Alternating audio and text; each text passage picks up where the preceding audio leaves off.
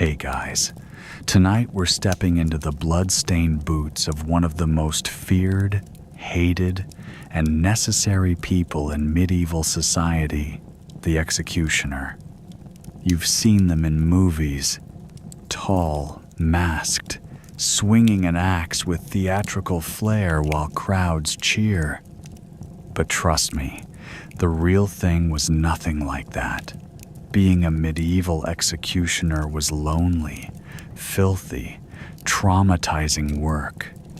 You were an outcast who killed for a living and still couldn't sit at the dinner table with your neighbors.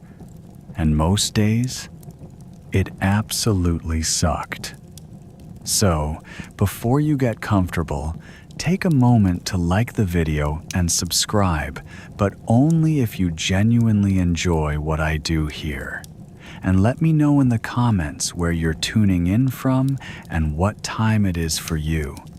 It's always fascinating to see who's joining us from around the world. Now, dim the lights, maybe turn on a fan for that soft background hum, and let's ease into tonight's journey together. You are born in the shadow of the gallows, though you don't know it yet. The year is 1452, and your first cry echoes through a modest stone house on the outskirts of Bremen, Germany. Your father isn't present for your birth. He's busy removing a thief's head from his shoulders at the town square. It's fitting, really. Death and life intertwined from your very first moment. Your mother cradles you with calloused hands, hands that have helped your father clean his tools countless times. She knows what future awaits you, and her tears fall silently on your newborn face. The women who helped with the delivery have already left, hurrying away as if your house carries a plague. In a way, it does. The plague of social death that comes with being an executioner's child. You learn early that your family name carries weight, but not the kind that brings pride. Other children are taught to avoid you before they can even walk. Their parents pull them close when you pass by, as if your shadow alone could mark them for death. You are 3 years old when you first notice how the baker hands your mother her bread with a wooden paddle, refusing to touch her coins directly. Your father's profession isn't just a job, it's a hereditary curse. Medieval law and custom dictate that the executioner's trade passes from father to son, a tradition as inescapable as the tide. You are born into it, branded by it, and bound to it, before you can even understand what it means to take a life. At night, you lie awake, listening to your father's heavy footsteps when he returns from his work. Sometimes he drinks to forget, but the alcohol never quite drowns the weight of his day.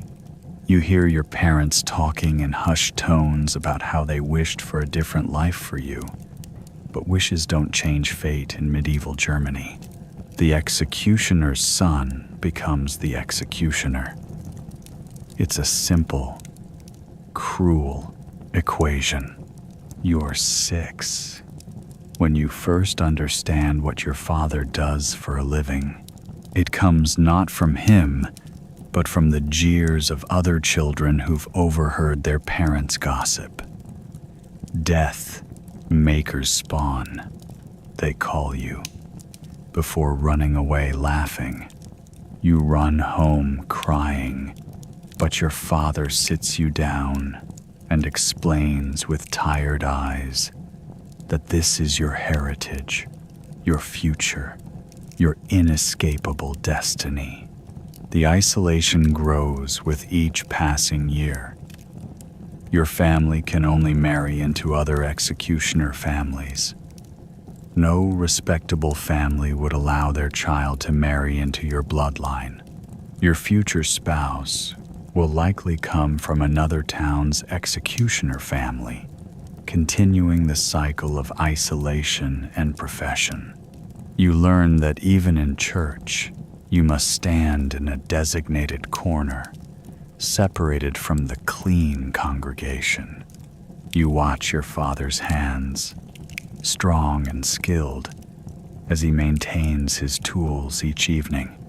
These same hands that end lives also carve your wooden toys, stroke your hair when you're sick, and teach you to write. Because education is one of the few things they can't take from you. But even as he teaches you letters and numbers, you both know these skills will be secondary to the true trade you must learn. The weight of inheritance settles on your young shoulders like a heavy cloak you can never remove. You are born into a profession that deals in death, in a time when social mobility is as rigid as the executioner's blade. Your fate was sealed the moment you drew your first breath in that stone house by the gallows, and all the prayers in the world won't change what you must become. This is your birthright, not land, not titles, not respect, but the solemn duty of being death's servant in a world that needs executioners but despises them. You are born to be both essential and outcast, important and untouchable, feared and scorned. This is the cruel fate of being born under the executioner's star, where your first inheritance is not a cradle of hope, but the shadow of the scaffold that will define your entire existence.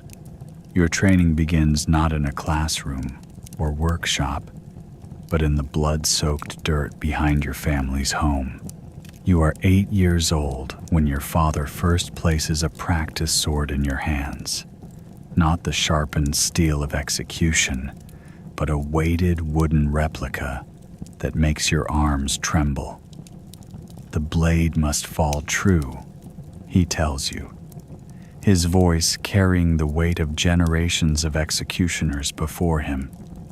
A clean death is the only mercy we can offer. The training dummy is a crude thing, a pumpkin mounted on a stake, its flesh soft, and yielding nothing like the resistance of human bone and sinew. But it serves its purpose, hour after hour, day after day. You swing the wooden blade. Your father stands behind you, adjusting your stance, correcting your grip, teaching you the precise angle that will sever a neck in one clean stroke. Your arms burn, blisters form and burst on your palms, but still you swing. Again, he says, each time you miss the mark. Again, when your arms shake too much to hold the sword steady. Again, when tears of frustration blur your vision. There is no praise for success, only silence when you finally strike true. In your profession, excellence is not celebrated, it is expected. The pumpkins give way to dead animals as you grow stronger. Your father brings home carcasses from the butcher, sheep, pigs, anything with a neck thick enough to simulate your future work. The first time you swing a real sword at a dead pig's neck, you vomit. Your father watches impassively, waiting for you to finish retching before ordering you to try again. This is the way of things. There is no room for weakness in an executioner's education. You learn that execution is not just about the sword. Your father teaches you about ropes, their strength, their stretch, how to tie the hangman's knot that will break a neck quickly rather than leaving someone to slowly strangle. You practice on sacks of grain until your fingers bleed, until you can tie the knot in your sleep. A poorly tied knot means a slow death, your father explains. We are not here to torture. We deliver justice, swift and final. The lessons extend beyond the physical. You learn to read and write, not from a schoolmaster who would never teach an executioner's child, but from your father's crude instruction. These skills are necessary. You must be able to read death warrants, write reports, understand the complex legal documents that will govern your work. But your real education happens in the courtyard, in the shed where your father keeps his tools, in the quiet conversations about death and duty that fill your evenings. Your father teaches you about anatomy, not from books, but from experience. He shows you the weak points in the human body, the places where life can be ended most efficiently. You learn about the spine, the major arteries, the delicate balance of the human neck. This knowledge comes not from formal study, but from generations of passed-down wisdom, each executioner teaching his son the secrets of dealing death. The hardest lessons come from failure. Your father takes you to witness botched executions in neighboring towns, the horror of a partial decapitation, the agony of a rope that fails to break the neck. This is why we train, he tells you, as you watch a condemned man thrash and struggle for endless minutes. This is why every stroke must be perfect. You learn about the tools of your trade, not just the sword and rope, but the entire arsenal of death. The breaking wheel, the rack, the pincers used for torture when the law demands it. Each instrument has its purpose, its technique, its specific application. Your father teaches you to maintain them, to clean them, to ensure they function as intended. Our tools are our honor, he says, though you both know that honor is a foreign concept to your profession. The training never really ends. Even as you grow stronger, taller, more skilled, there are always new lessons. How to read a crowd during a public execution, how to maintain your composure when faced with a weeping, condemned person, how to handle the bodies afterward with the efficiency your position demands. You learn to ignore the whispers, the crossed fingers, the spitting in your direction when you walk through town. Your education is a lonely thing. There are no fellow students, no companions in learning. The only other children you interact with are those of other executioners, rare meetings at regional gatherings where families like yours can briefly pretend to be normal. You watch how your father interacts with his peers, the quiet nods, the shared understanding of their burden, the silent brotherhood of those who deal in death. By your teenage years, your hands have grown hard with calluses, your arms strong from endless practice. You can split a pumpkin clean in half, behead a pig with a single stroke, tie a hangman's knot in seconds. But the real test of your training still awaits. The day when you must apply these skills to a living, breathing person. Your father prepares you for this too, not with words of comfort, but with stark reality. They will die by someone's hand. Better it be quick and clean by yours. This is your education, not in halls of learning or under the guidance of wise masters, but in the brutal, practical school of necessary death. You learn not just how to end lives, but how to carry the weight of that responsibility. It is an education written in blood and sweat, taught through calluses and scars, learned in the shadow of the gallows that will become your workplace. Your training shapes you into something both more and less than human, a precision instrument of death, a necessary evil in a world that demands justice but flinches from its execution. This is what it means to learn the trade of death, one brutal lesson at a time, under the unforgiving tutelage of a father who must teach his son to follow in his grim footsteps. Your first real encounter with death comes earlier than most children. You are barely 6 when you witness your first execution, not from the crowd's perspective, where death is a distant spectacle, but from behind the scaffold, where your father works. The condemned is a horse thief, and you watch as your father methodically prepares the rope, his movements precise and practiced. The man's neck snaps with a sound that will echo in your dreams for years to come. This is your inheritance, your future, displayed in brutal clarity before you've lost all your baby teeth. The smell is what strikes you first, not just the immediate stench of death, but the lingering miasma that seems to follow your family everywhere.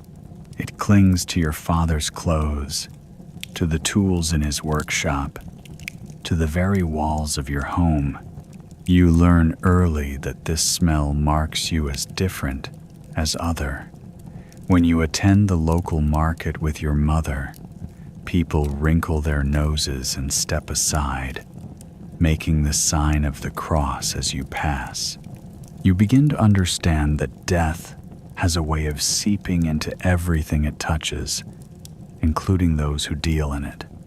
Your childhood games take on a darker cast than those of other children. While they play at knights and dragons, you find yourself recreating the executions you've witnessed, using sticks and rope to stage miniature hangings of your wooden toys. Your mother catches you once and weeps, not from horror at your actions, but from the realization that this is your normal, your inheritance, your future playing out in childish pantomime. The animals come next. Your father believes in gradual exposure, in building resistance to the reality of death. He brings you dead creatures first, rats, birds, eventually larger animals. You learn to examine them clinically, to understand the mechanics of their bodies, the ways life can be separated from flesh. When he brings you your first living creature to dispatch, a sick rabbit that would have died anyway, you vomit afterward, but you do it. Your father nods, not in approval, but in acknowledgement. The first is always the hardest, he says. Though you'll later learn this isn't entirely true. You begin to see the world through death's lens. Every neck becomes a potential target, every rope a tool of ending. You notice things other children don't. The vulnerability of the human body, the fragility of life, the 1,000 ways it can be extinguished. This knowledge sets you apart, creates a barrier between you and your peers that will never truly dissolve. In church, while other children pray for toys or sweets, you find yourself contemplating the crucifixion with professional interest, noting the placement of the nails, the angle of the body's slump. The executions become regular features of your life, each one teaching its own brutal lesson. You learn that death is rarely dignified. Even the bravest men may soil themselves in their final moments. You see how some face their end with courage, others with desperate pleading, still others with a resigned emptiness that somehow seems worse than fear. Each death adds another layer to your understanding, another shadow to your worldview. Your father teaches you to read the faces of the condemned, to recognize the different types of guilt and innocence. Some are here for crimes they committed, he tells you. Others for crimes they didn't. Our job remains the same. You learn to steel yourself against their stories, their protestations, their final words. But sometimes, in the quiet of night, their faces visit you, a parade of the dead that shapes your dreams and haunts your waking hours. The public nature of your work forces you to confront not just death, but humanity's relationship with it. You watch as crowds gather for executions, their faces alive with a mixture of horror and fascination. Children are lifted onto shoulders for a better view. Vendors sell snacks as if at a festival. Lovers hold hands as they watch justice being served. You begin to understand that death is both the ultimate taboo and the ultimate entertainment, and you are its reluctant theater master. Your perspective on justice evolves with each execution. You see nobles die quickly and cleanly for serious crimes, while peasants suffer prolonged deaths for minor offenses. You witness the execution of a mother who stole bread to feed her children, and something inside you hardens, even as another part breaks. The law, you learn, is not always just, but your blade must fall regardless. The concept of mercy takes on a twisted meaning in your world. A clean cut, a properly tied noose, a swift end. These become your versions of kindness. You learn to take pride, not in the taking of life, but in the skill with which you do it, the efficiency that minimizes suffering. It's a cold comfort, but often the only one available to you. Religious faith becomes complicated. The priest speaks of divine mercy while condemning souls to your blade, blesses you before executions while treating you as untouchable afterward. You develop your own relationship with God, one built on practical terms rather than theological doctrine. You wonder if your work serves some greater purpose, if each death you deliver is part of a divine plan, or if you're simply a tool of earthly justice, as mechanical as your axe and rope. Your understanding of life's value shifts and warps. You see how quickly it can be taken, how arbitrarily it can be ended by legal decree. You witness last-minute pardons that seem as random as the sentences themselves. Watch as lives are bartered and bargained for, reduced to matters of politics and coin. This knowledge makes you both more careful with life and more detached from it, a paradox that will define your existence. The weight of these early encounters with death builds gradually, like sediment forming rock. Each execution, each corpse, each dying breath adds another layer to your understanding of mortality. You develop a perspective that sets you apart from others, not better or worse, but fundamentally different. You see death not as an ending, but as a process, not as a tragedy, but as a transaction, not as something to fear, but as something to execute with precision and skill. Your worldview becomes a complex tapestry woven from these encounters. You understand both the permanence of death and its commonplace nature, its power to terrify, and its capacity to bore. You learn to live in the spaces between life and death, to be the bridge between justice and its ultimate conclusion. This understanding doesn't make you cruel or callous, but it does make you different, marked by death in ways that go beyond the physical stains on your hands. This is how death shapes you, not through one dramatic moment, but through countless small encounters, each adding its own shadow to your perspective. You become a lens through which death is focused, a channel through which justice flows, a necessary but unwelcome reminder of mortality in a world that prefers to look away from its own ending.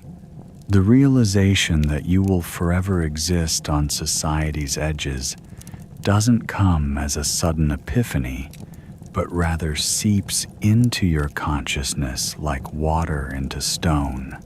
You're 12 when you first truly understand that your father's profession, your future, marks you as fundamentally different from everyone else. It happens at the local baker's, where you've been sent to buy bread. The coins you offer are good, but the baker's wife insists on placing your loaf at the very end of the counter, as if your touch might contaminate the rest of her wares. She won't make eye contact, and her hands tremble slightly as she counts out your change. Living on the fringes means your home itself exists in a kind of limbo. Your family's house stands apart from the others, positioned just outside the town proper, but not quite in the countryside. It's a physical manifestation of your social status, neither fully part of the community nor completely separate from it. The location is practical, close enough to the execution grounds and jail, but it's also symbolic. Even your dwelling must maintain a respectful distance from decent folk. You learn to recognize the subtle ways people mark you as different. The crossing of fingers when you pass, the whispered prayers, the way conversations die when you enter a room.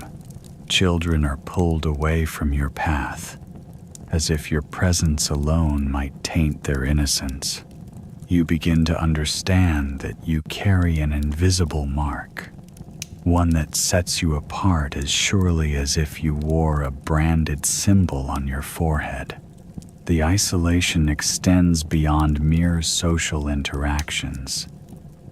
You discover that certain professions are closed to you before you even consider them. No guild will accept the executioner's child as an apprentice. No merchant will take you on as a partner, even if you wanted to escape your predetermined path. Society has already drawn its boundaries around you, creating an invisible cage of expectations and limitations. Your education becomes a solitary affair. The local school is technically open to you, but after several incidents where parents threaten to withdraw their children, your father decides it's better to teach you at home. He ensures you learn to read and write, skills necessary for recording executions and reading death warrants. But your real education comes in the form of grim, practical lessons about anatomy, death, and the mechanics of ending life efficiently. Relationships prove particularly challenging. You learn early that romance will be complicated by your profession. Young women who might otherwise find you attractive quickly distance themselves when they learn of your family's trade. Their parents would never allow such a match anyway. The few who do show interest are usually drawn by a morbid fascination with death, seeking thrills rather than genuine connection.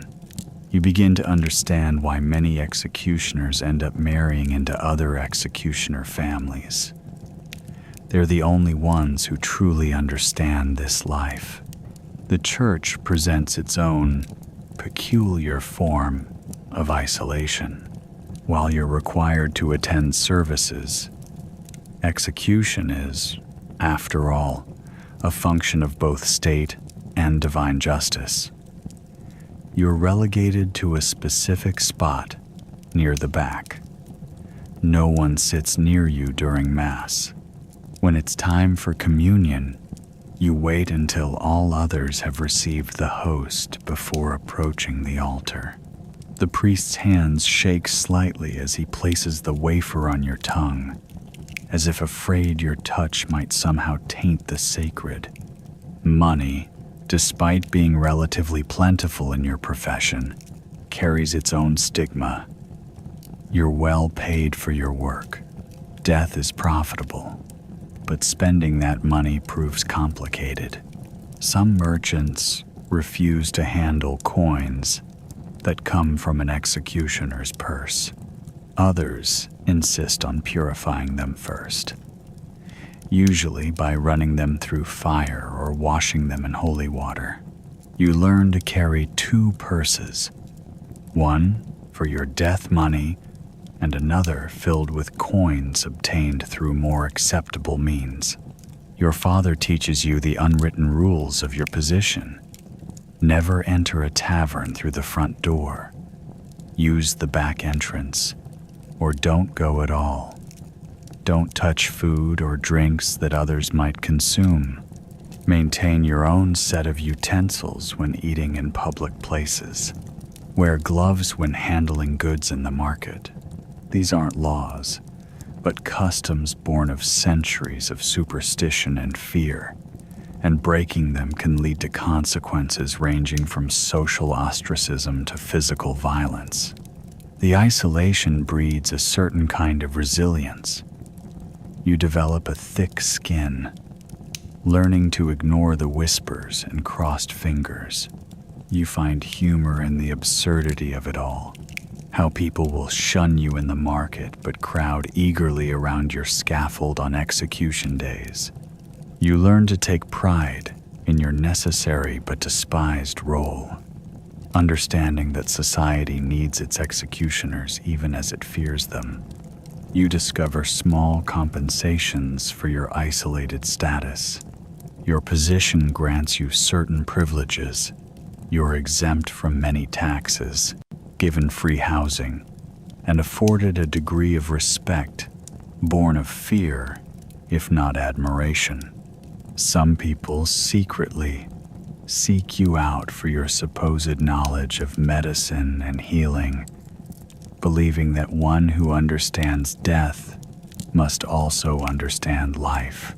These interactions are always conducted in shadows, away from judging eyes. The loneliness of your position leads you to develop a rich inner life. You become an observer of human nature, watching from your unique vantage point as people reveal their true selves in the presence of death. You develop a philosophical outlook, contemplating questions of justice, mortality, and the nature of society itself. Your isolation becomes a lens through which you view the world with unusual clarity.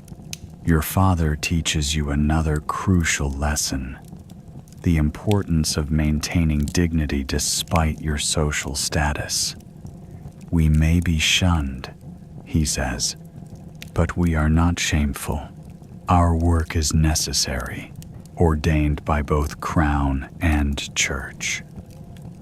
You learn to carry yourself with a certain pride, to meet people's eyes, even when they try to avoid yours. Your position may be on the fringes, but you refuse to make yourself smaller to ease others' discomfort. You develop your own rituals and traditions, passed down through generations of executioners. These become anchoring points in your isolated existence. The careful maintenance of tools, the precise methods of preparation, the prayers spoken before and after an execution. These practices give structure and meaning to your life, creating a sense of purpose that helps compensate for your social exclusion. The isolation extends to your family as well. Your mother bears the burden of being an executioner's wife, facing her own form of social death. Any siblings you might have share in this inherited isolation. You watch as they struggle with their own acceptance of this life, some embracing it, others fighting against it, all ultimately shaped by its limitations and demands. Over time, you come to understand that your position on society's fringes grants you a unique perspective. You see both the public face people present and their true nature revealed in extremis. You witness the hypocrisy of those who shun you by day but seek your services by night. You observe how thin the veneer of civilization truly is, how quickly justice can become vengeance, mercy turn to cruelty. Your acceptance of this life doesn't come easily or quickly. It's a gradual process, marked by moments of rebellion, periods of deep resentment, and finally, a kind of peace. You learn to find meaning in your necessary but feared role, to take pride in performing it well, to understand that someone must stand in this space between society and its darkest needs. You create your own community of sorts, other social outcasts, fellow executioners from neighboring towns, the jail keepers and gravediggers who share in your twilight world. These relationships, while few, tend to be deeper and more honest than those of regular folk, forged in the shared experience of living life on the margins. The final stage of acceptance comes with the understanding that your position, while isolated, is essential. Society needs its executioners, its boundary keepers, its dealers in necessary deaths. You may live on the fringes, but from there you maintain the edges of civilization itself, performing the dark work that allows others to live in the light. This acceptance doesn't make the isolation easier, but it makes it bearable. You learn to find peace in your solitude, purpose in your necessity, and a kind of freedom in your separation from normal society. You are the executioner, the necessary outcast, the keeper of death's door. And in accepting this role, you find your own kind of belonging. Your training in the art of execution begins with the fundamentals: the rope, the axe, and the sword. These are your primary tools, each requiring its own technique, its own mastery. You learn that execution is not merely about ending life, but about doing so with precision and, paradoxically, mercy. A clean death is your professional obligation. The hanging comes first.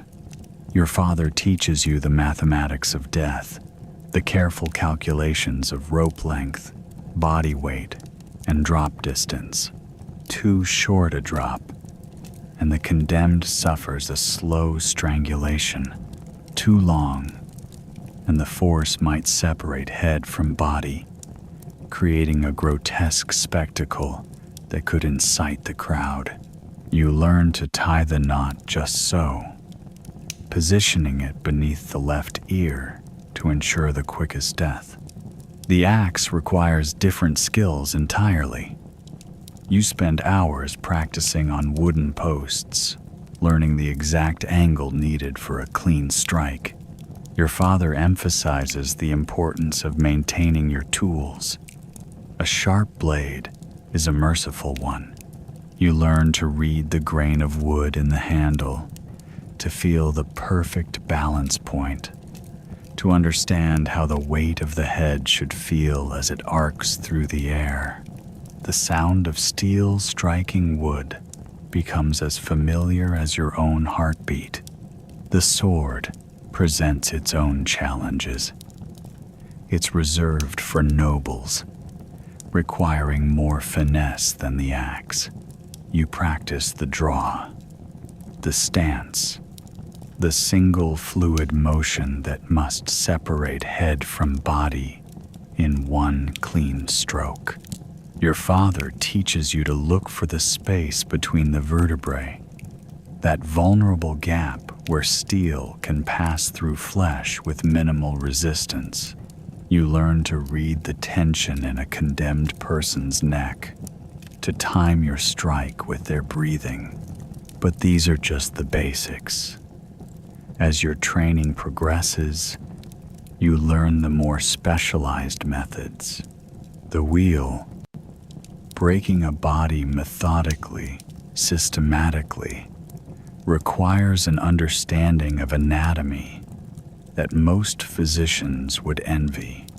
You learn which bones to break first, how to ensure the condemned remains conscious through the process if the sentence demands it, or how to grant a quicker death if mercy is permitted. Burning at the stake demands its own expertise. You learn to arrange the wood to create the hottest fire, to position the condemned so the smoke will likely render them unconscious before the flames take hold. You discover the small mercies, the hidden garrote that can end things quickly when no one is looking, the way to stack the wood so death comes faster than the crowd might expect. The quartering requires both physical strength and technical knowledge. You learn to maintain the horses, to gauge their strength, to ensure the ropes are secured just so. The anatomy lessons become crucial here, understanding how the body will separate, knowing which joints will give first. It's a brutal art, but one that must be mastered. Water torture has its own subtleties. You learn the precise rate at which to pour, the exact temperature that causes the most discomfort without providing the release of unconsciousness. You discover how to read the signs of approaching death, how to bring someone back from the brink when the sentence demands prolonged suffering. The pressing becomes a lesson in patience and precision. You learn to add weights gradually, to listen for the crack of ribs, to gauge when organs will fail. Your father teaches you to count the breaths, to know how many stones it takes to end a life without crushing the body beyond recognition. Poisons require a different kind of knowledge entirely. You study herbs and minerals, learning which combinations cause quick death, which bring suffering, which leave no trace. You discover the importance of dosage, the effects of different delivery methods, the signs that indicate when death is approaching. The rack demands mechanical understanding. You learn the sound of stretching ligaments, the precise tension that will dislocate joints without tearing limbs completely free. You discover how to maintain the device, to oil its mechanisms so they work smoothly, to repair worn parts before they fail at crucial moments. Flaying requires the steadiest hands of all. You learn to use the knife with surgical precision, to separate skin from flesh in one continuous piece when required. Your father teaches you the patterns of the human body, where to begin, how deep to cut, how to prolong or shorten the process according to the sentence. The pear of anguish, the chair of spikes, the head crusher. Each device in your arsenal requires specific knowledge, particular skills. You learn them all, maintaining them meticulously, understanding their applications and limitations. Each has its purpose, its place in the hierarchy of punishment. You discover that different regions have their own traditional methods. You study them all. The Scottish maiden, the Italian strappato, the Spanish garrote, each adds to your repertoire, making you more valuable to the authorities who employ you. You learn to adapt these methods to local requirements, to modify them based on available materials and specific sentences. The tools themselves become extensions of your will. You learn to care for them as others might care for prized possessions. The oiling, the sharpening, the careful storage, these become meditative rituals. You understand that well-maintained tools are more reliable, more precise, more merciful in their efficiency. Your father teaches you to read the condemned, to match the method to the moment. Some require quick efficiency, others elaborate spectacle. You learn to gauge the crowd's mood, to adjust your performance accordingly. Sometimes a swift death serves justice better than a prolonged one, regardless of the official sentence. The mastery of these methods changes you. You develop calluses, both physical and emotional. Your hands become strong, steady, capable of both brutal force and delicate precision. Your mind learns to separate the technical aspects of your work from its human impact.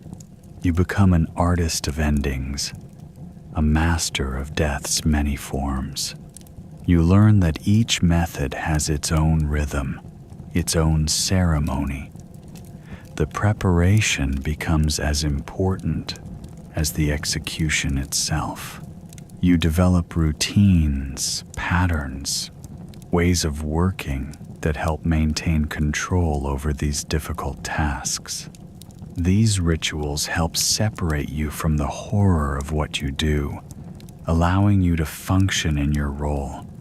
Most importantly, you learn when to grant mercy, the quick twist that ends suffering sooner than intended, the slightly misplaced rope that kills faster than it should, the extra weight that brings a swifter end. These small acts of compassion become part of your mastery, though they're never spoken of openly. Your expertise grows until death becomes a craft you understand intimately. You know how it approaches through each method, how it manifests in different ways, how to guide it or delay it as your duty requires. You become death's apprentice, then its artisan, finally its master, though the mastery brings no joy, only grim competence and the cold comfort of professional pride. The crowd gathers early on execution days. You've learned to read them like storm clouds, their density, their movement, their volatile energy. Today, As you prepare your tools behind the wooden platform, you can feel the tension building in the square. The air thrums with it, thick as summer heat before a thunderstorm. You know the patterns by now. The wealthy arrive first, claiming the best views from nearby windows and balconies. They'll sip wine and treat this like theater, though you've seen even the most refined ladies faint at the crucial moment. The merchants and craftsmen filter in next, taking strategic positions close enough to see, but far enough to avoid the inevitable spatters. Then come the common folk, the laborers, the peasants, pressing forward in a gradual, inexorable wave. Children scramble up onto shoulders and crates, their high voices carrying across the square. You've never understood why parents bring them to these events, but it's been this way as long as you can remember. Your own first execution was witnessed from your father's shoulders, though you were too young to remember more than the roar of the crowd and the metallic smell of blood. The vendors arrive next, weaving through the growing throng. They sell meat pies, ale, roasted nuts, treating the execution like a festival. Some even hawk crude woodcuts, depicting famous executions of the past. You've seen your own work immortalized in these prints, though they never capture the reality of the moment. The artists always add dramatic flourishes, make the blood more prominent, turn your face into a demon's mask. You check your tools one final time, a ritual that calms your nerves. The edge of the axe catches the morning light, recently sharpened to perfection. You test the rope's strength, examine the knots. Everything must be perfect. A botched execution can turn a crowd from excitement to rage in an instant. You've seen other executioners torn apart by mobs when things went wrong. The guards bring the condemned forward. Today, it's a murderer, a man who killed his wife in a drunken rage. He stumbles as they lead him up the steps, and the crowd jeers. They always jeer.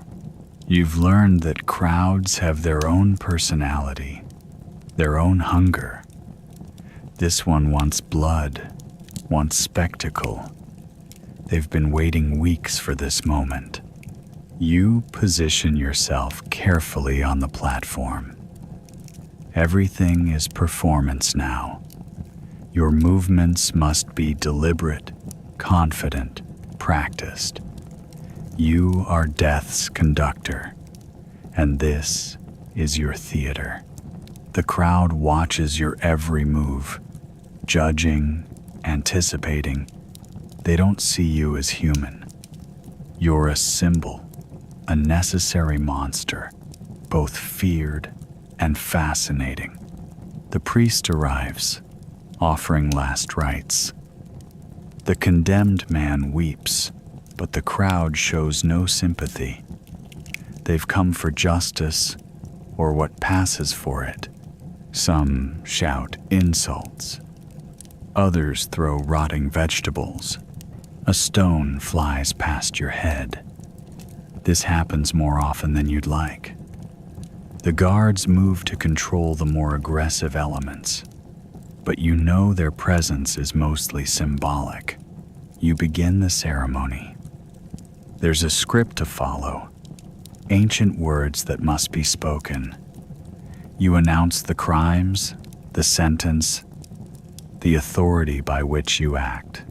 Your voice carries across the square, practiced and clear. This part is crucial. It transforms murder into justice, turns death into law. The crowd quiets slightly, lending gravity to the moment. The condemned is given a chance to speak. Some beg, some protest their innocence, some face their end with dignity. This one chooses to apologize to his dead wife, to his children, to God. The crowd murmurs, their mood shifting slightly. They're fickle in their emotions, swaying between bloodthirst and pity, like a reed in the wind. You position him on the block. This is delicate work. The angle must be perfect, the neck properly exposed. You've learned to do this quickly, efficiently. Too much delay, and the crowd grows restless. Too rushed, and mistakes happen. You feel the tension in his muscles, hear his rapid breathing. Every condemned person is different, but fear smells the same on all of them. The drum begins its rhythm. This is traditional, marking time, building suspense. The crowd grows quieter, holding its collective breath. This is the moment they've come for, the climax of the performance. You raise the axe, its weight familiar in your hands. The morning sun catches the blade, sending a flash across the square. The strike must be perfect. You've done this hundreds of times, but each one matters. A clean cut is mercy, is professionalism, is art. The axe falls, and time seems to slow. You feel the resistance, then the give. The sound is wet, final. The head drops into the waiting basket, and the crowd roars. Blood sprays across the platform. Less than most expect, more than seems right. The body twitches, a normal reaction you've learned to ignore. The crowd surges forward, some trying to dip handkerchiefs in the blood for souvenirs, others simply pushing to get a better view. The guards hold them back, barely. You clean your blade methodically, ignoring the chaos below. This is part of the performance too. The professional going about his work, unbothered by the spectacle he's created. Some in the crowd watch you with a mixture of fear and fascination. You've learned to ignore their stares, though you never quite get used to them. The body is removed, the platform cleaned. Sometimes there are multiple executions in a day, each requiring its own ceremony, its own performance. The crowd's energy changes with each death. They become more excited or more subdued, depending on the condemned, the crimes, the manner of death. You've seen them turn violent. Once, when an execution went badly, the axe striking too high, requiring multiple blows, the crowd nearly stormed the platform. They threw stones, screamed for your blood. The guards barely got you to safety. You learned then that the crowd's appetite for death can turn against its servant just as easily as its victim. Other times, they treat it like a festival. They cheer, they drink, they celebrate justice served. Children play at executions in the streets afterward, arguing over who gets to play the condemned and who the executioner. You've seen your own son doing this, though you quickly put a stop to it. This is not a game, not a role to be desired. The wealthy observers sometimes invite you to their homes afterward, morbidly curious about your work. They offer wine, ask detailed questions about different methods of death, treat you like some exotic creature. You usually decline these invitations. Experience has taught you that no good comes from mixing with those above your station. The common folk are different. They avoid you in the streets, cross themselves when you pass, but they also seek your services as a healer. It's a strange paradox. Your knowledge of death makes you valuable to the living. You set bones, treat wounds, sell remedies. Some even believe your touch brings luck, though you know better. After each execution, you perform your own private rituals, washing the blood from your hands, cleaning your tools, changing your clothes. These practical acts help separate the performance from the reality, the public spectacle from the private burden. But you never quite wash away the feeling of all those eyes, watching, judging, hungry for the death you provide. The crowd disperses slowly, returning to their normal lives.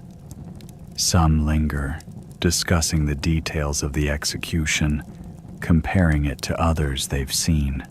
Children collect splinters from the platform as souvenirs. Vendors pack up their unsold wares.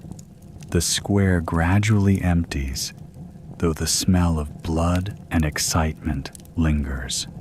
You gather your tools, prepare for the walk home.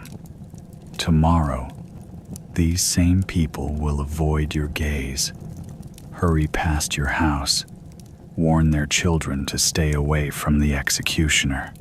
But today, you were the center of their attention, the focus of their darkest fascinations. It's a role you never wanted but have learned to play with grim perfection. The sun sets on another day of death, another performance concluded. You know there will be more. There are always more. The crowd will gather again, hungry for justice or vengeance or simple spectacle. And you will be there, death's actor, playing your part in this eternal drama of punishment and redemption, feared and needed in equal measure. The first time you took a life, you vomited afterward. Hidden behind the execution platform, hands shaking, stomach heaving until there was nothing left but bitter bile. Now, decades into your profession, you can behead a man and eat lunch immediately after. This transformation didn't happen overnight.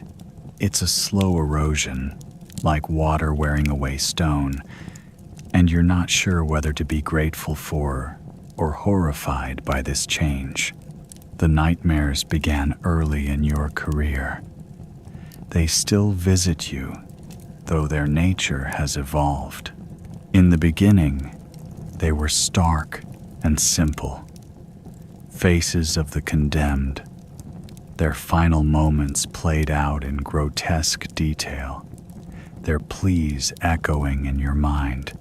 You would wake up gasping, sheets soaked with sweat, the phantom smell of blood in your nostrils. Your wife learned to sleep through your midnight terrors, though you've caught her crossing herself when she thinks you're not looking. Now, the dreams are different, more insidious.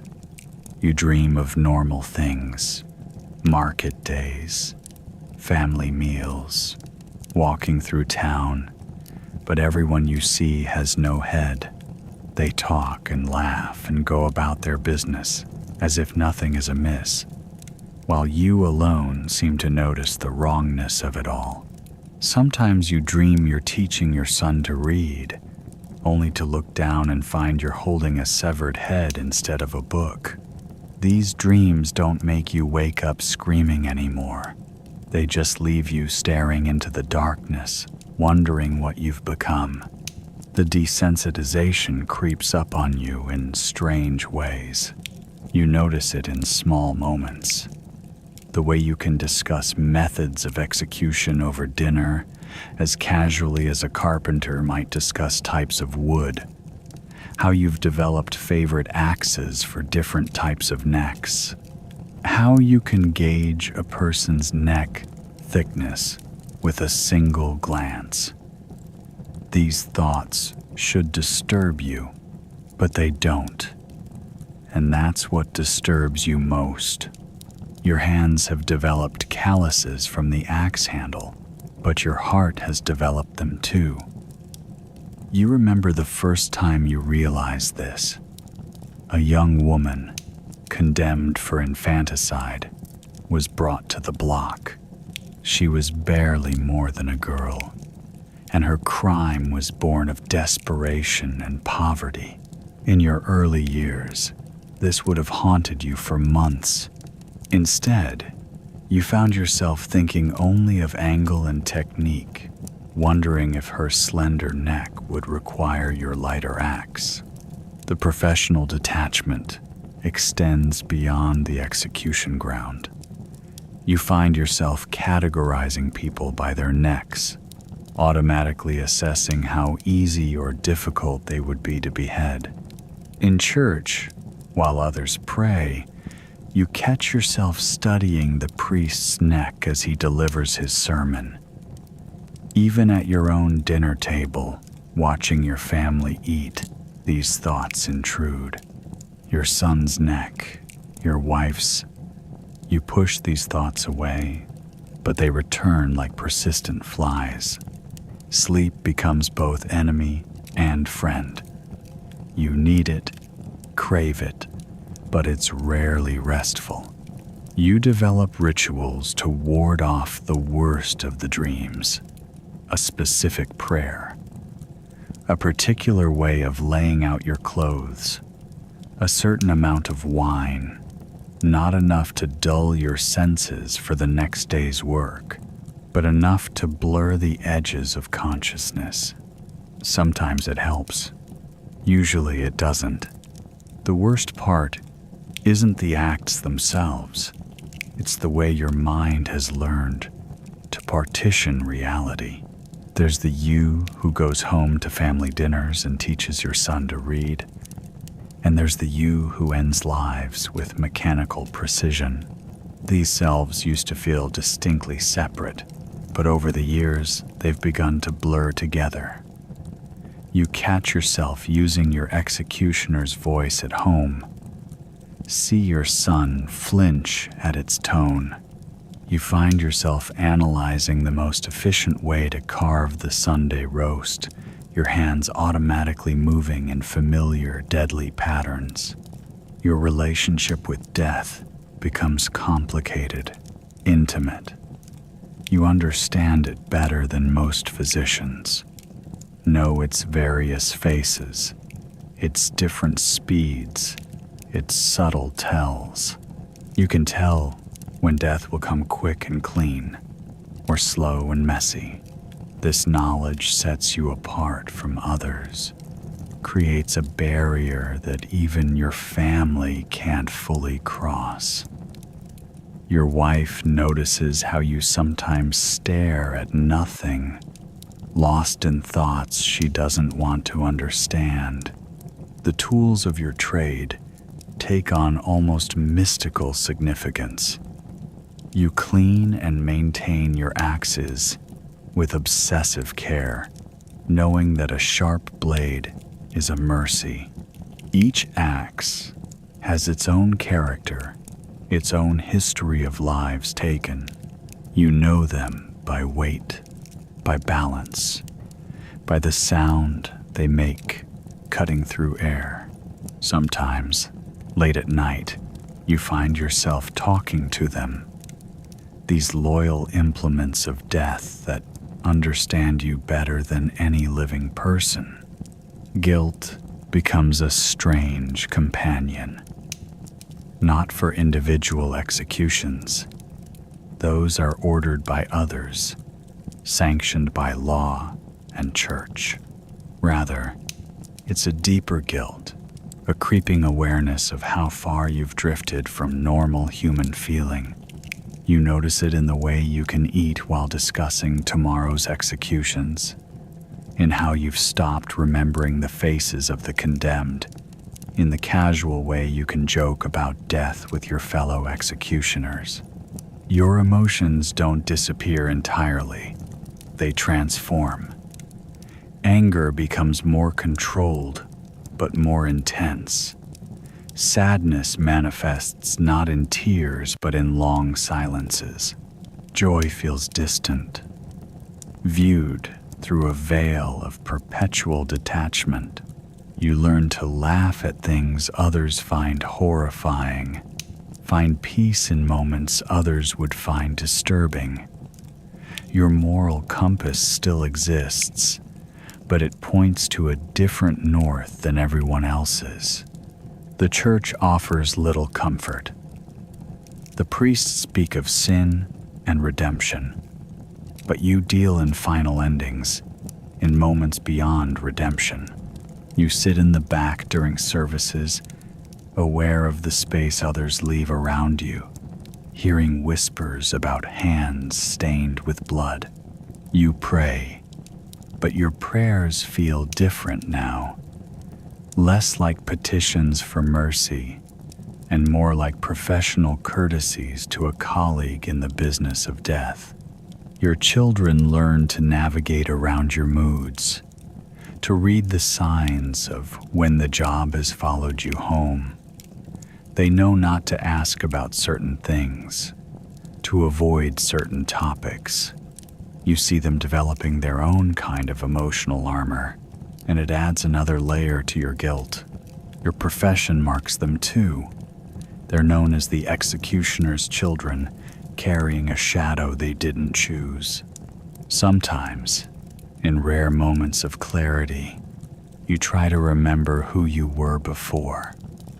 The person who felt things normally, who didn't carry death's weight so casually.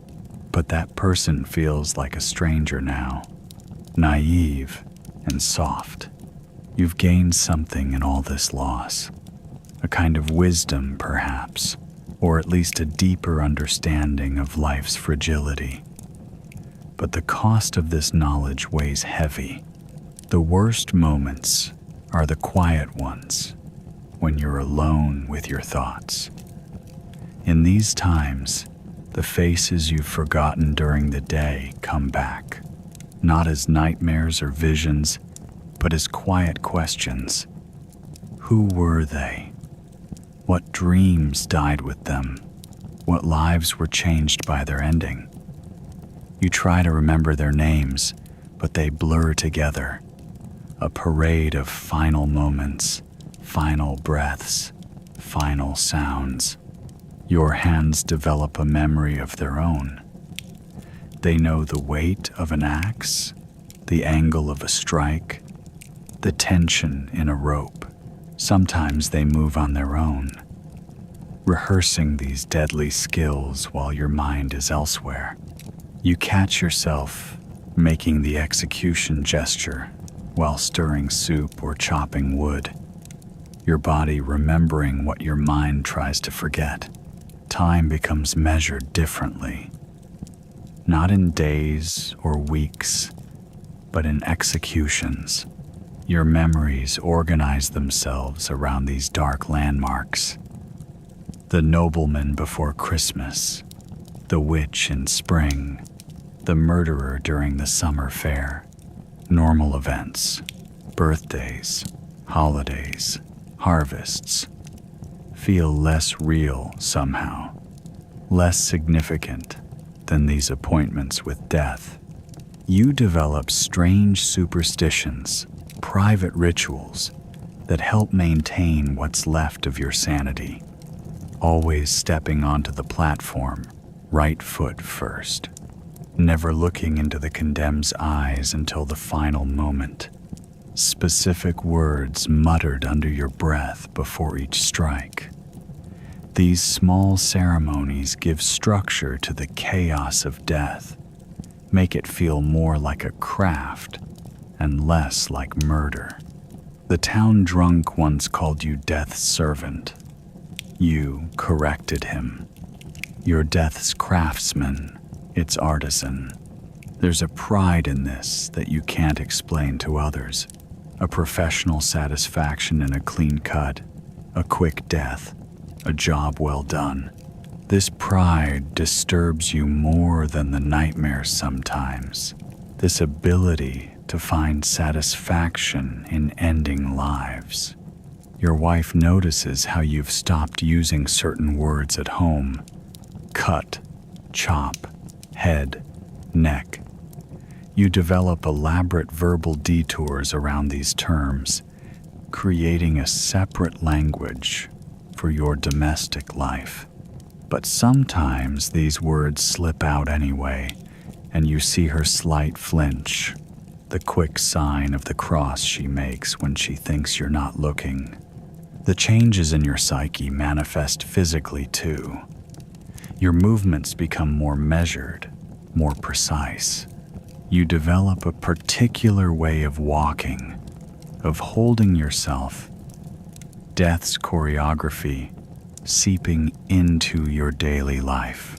People notice this, give you more space in the street, fall silent when you pass.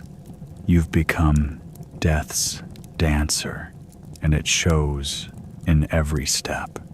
You find yourself developing a dark sense of humor, a way of coping that others find disturbing. Jokes about death, about heads, about the final moments. These become your way of processing the unprocessable. Other executioners understand this humor, share it, but it creates another barrier between you and normal society, another sign of how far you've drifted from common humanity.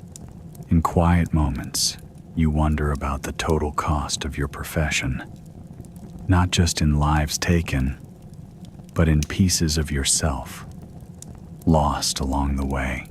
Each execution takes something small from you, changes you in subtle ways. You're not the person you were when you started, but you can't quite remember who that person was anymore. You've become something else, something shaped by death and duty, by necessity and nightmares. The moon becomes your confidant, the only witness to your private struggles who passes no judgment. On sleepless nights, you sit by your window, cleaning your tools, and tell the moon things you can't tell anyone else, about the weight of your duty, the toll of your craft, the slow transformation of your soul. The moon listens silently, offering neither absolution nor condemnation, much like death itself. You exist in a peculiar space between necessity and disgust, a paradox that defines your every interaction. The same townspeople who cross the street to avoid you will frantically seek your services when a tooth needs pulling. You're one of the few with steady hands and knowledge of anatomy. You're both the monster they fear and the professional they need, existing in a liminal space between acceptance and rejection. At the tavern, no one will sit near you, yet the innkeeper never charges for your ale. It's not generosity, it's insurance. They all want to stay on the good side of death's servant, just in case. You notice how they watch you drink, their eyes following the cup to your lips, as if expecting to see blood dripping instead of beer. You've learned to take these small offerings without comment, understanding the complex dance of fear and necessity that governs your social position. The marketplace is a theater of subtle tensions when you appear. Vendors won't touch your coins directly, letting them fall into their palms instead. Yet they give you the freshest bread, the best cuts of meat. Some claim it's because they fear you'll curse them. A ridiculous notion, but one you don't bother correcting. Others simply understand that keeping the executioner well fed means cleaner, quicker deaths for those unfortunate enough to need your services. You've learned to shop quickly, efficiently, minimizing the disruption your presence causes. Your house sits at the edge of town, not by choice but by decree, close enough to be called upon when needed, far enough to maintain the comfortable fiction of separation. The isolation is both burden and blessing. Your children don't have to face daily taunts, but they also don't have many friends. Your wife has learned to tend a large garden, growing most of what you need, reducing the necessary trips into town. The authorities treat you with a strange mixture of disdain and deference. The magistrate who can't look you in the eye during social encounters will speak to you directly and professionally about tomorrow's executions. The guards who spit on the ground as you pass will share their wine with you while waiting for a hanging. You're their instrument, their necessary evil, their official soiled hands. Religious authorities present another complex dynamic. The priest won't take confession from you directly. You must whisper through a special screen, thicker than the one used for regular penitence. Yet you're required to attend Mass, sitting in your designated spot near the back, a living reminder of mortality. Some priests seek your counsel about death, asking questions they'd never dare ask anyone else. You've become an unwilling theologian of the end. Your professional knowledge makes you valuable beyond executions. Surgeons quietly consult you about anatomy, though they'd never admit it publicly. Midwives seek your knowledge of blood and death, vital for their work with difficult births. You find yourself teaching others while being treated as untouchable, sharing wisdom while being shunned. The irony doesn't escape you. The executioner's paradox extends to your family. Your wife is both proud of your skill and ashamed of your profession. She takes comfort in the stability your position provides. Executioners are always needed, while struggling with the social isolation it brings. You see her wrestling with this contradiction when she tends to your clothes, washing away bloodstains with practiced efficiency while muttering prayers. Your children inherit this complicated legacy. They're better fed than most, better educated thanks to your steady income, yet they carry the weight of your profession. Teachers treat them with cautious respect, other children with fearful curiosity. You've taught them to find strength in this isolation, to understand that being necessary isn't the same as being loved. The town council pays you well, but won't look at you during the transaction. They leave your coins in a designated spot, avoiding direct contact. Yet, they seek your advice on matters of justice and punishment, valuing your experience while pretending to despise it. You've learned to speak with authority in these situations, knowing your words carry the weight of your grim expertise. Your relationship with other outcasts forms its own peculiar hierarchy. Prostitutes and beggars treat you with a mixture of fear and respect. They understand living on society's edges, but you represent an even deeper level of otherness. The town witch seeks your friendship, recognizing a kindred spirit in social exile, but even she maintains a careful distance. You've developed a complex system of social navigation, different walks for different purposes, the confident stride of official duties, the humble shuffle of church attendance, the neutral pace of market visits, different tones of voice, different ways of holding yourself, different levels of eye contact.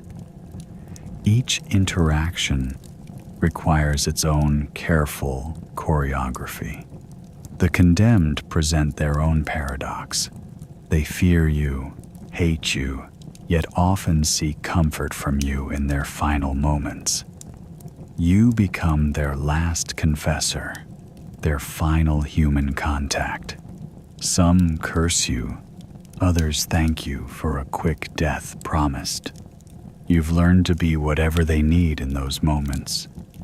Silent, professional, reluctant confidant, efficient servant of justice. Your tools carry their own contradictions. Your axe is both a symbol of terror and an instrument of mercy. A sharp blade means a quick death. You maintain your equipment with exceptional care, taking professional pride in tools that others see as implements of horror. The same hands that end lives carefully oil, leather, and hone steel, ensuring everything works as it should. Festivals and celebrations create particularly complex situations. You're officially excluded from many events, yet your presence is felt in their very structure. Public executions are often scheduled around fairs and markets, making you an integral part of the entertainment while remaining apart from it. You watch the crowds shift between bloodthirsty excitement and fearful avoidance. Your knowledge of healing comes from understanding death, creating another layer of paradox. You can set bones, drain infections, pull teeth, skills learned through your intimate knowledge of human anatomy. People seek these services desperately while pretending they don't know where your expertise comes from. You treat them with professional detachment, understanding their need to maintain this fiction. The seasons affect your social standing in subtle ways. Winter brings more acceptance. People are more willing to overlook your profession when they need help surviving the cold months. Summer sees you more isolated as public executions increase and your visible role in death becomes more prominent. You've learned to stock supplies accordingly, preparing for these cycles of inclusion and exclusion. Your home becomes a reflection of this paradoxical existence. The front is austere, unwelcoming, meeting people's expectations of an executioner's dwelling. The back garden, hidden from view, blooms with your wife's flowers, beauty cultivated in death's shadow. Inside, you maintain a careful balance between the tools of your trade and the tokens of normal family life. You develop a particular relationship with time. Your schedule is dictated by death's appointments, yet you must maintain some semblance of normal routine. Market days, church services, children's lessons, all must be worked around the rhythm of executions. You become adept at switching between these worlds, though the transitions never become entirely smooth. The way you handle money reflects your unique position. You're well paid, but must be careful how you spend. Too much visible wealth draws resentment. Too little suggests incompetence. You maintain a careful middle ground, ensuring your family's comfort while avoiding ostentation. Some of your earnings go to quiet charity, anonymous donations to the church, help for widows, a private attempt to balance your public role. Your position gives you unique insights into power structures. You see how justice is applied differently to rich and poor, how politics influences sentencing, how mercy can be bought and sold. This knowledge makes you both useful to the powerful and dangerous to them. Another paradox to navigate. You become a keeper of secrets, not by choice but by circumstance. The condemned share their final truths with you. Authorities reveal their machinations. Common people whisper their fears. You hold these confidences carefully, understanding that knowledge is both power and burden in your position. The paradox of your existence extends to your self-image. You take professional pride in your work while harboring private doubts. You maintain dignity in your position while understanding its horror. You find ways to justify your role while questioning it deeply. This internal contradiction becomes as much a part of you as your physical skills. Your relationship with death itself embodies these contradictions. You're its servant, but not its devotee, its instrument, but not its worshiper. You understand death more intimately than most, but maintain a professional distance from it. This complex dance between familiarity and respect shapes your entire worldview. Over time, you develop a philosophical approach to your paradoxical existence. You understand that society needs its outcasts, its dark mirrors, its necessary evils. You find a certain peace in fulfilling this role, though it's a peace tinged with isolation and complexity. You become a student of human nature, observing how people navigate their own contradictions about death and justice. Your legacy will carry these same contradictions. Your children will inherit both the burden and the benefits of your position.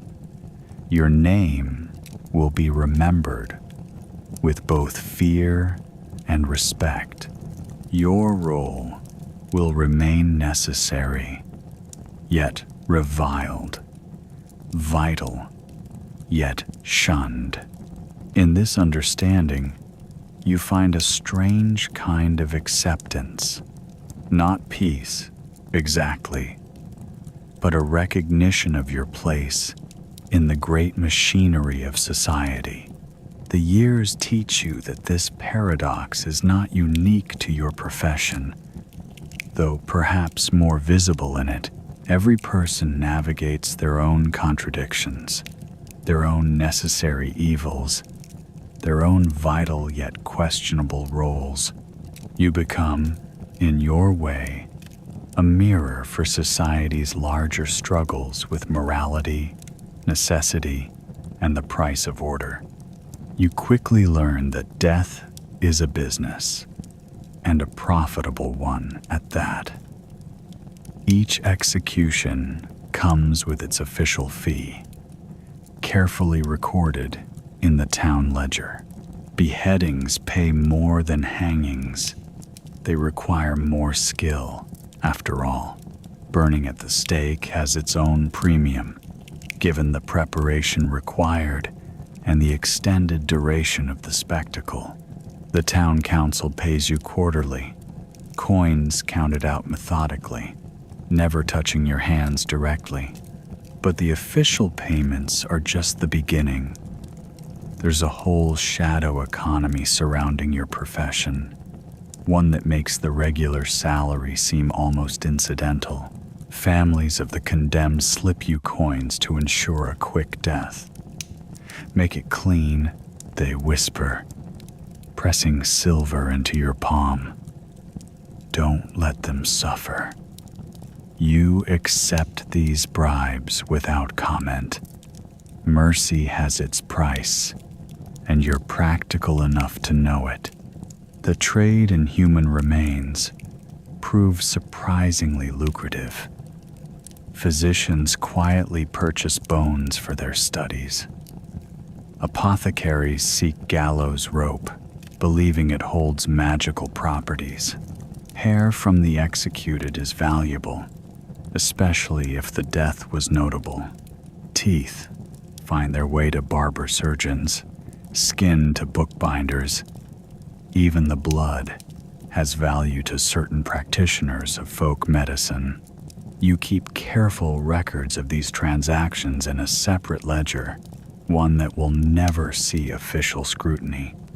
The clothes of the executed become another source of income. Tradition dictates they belong to you, and there's always a market for them.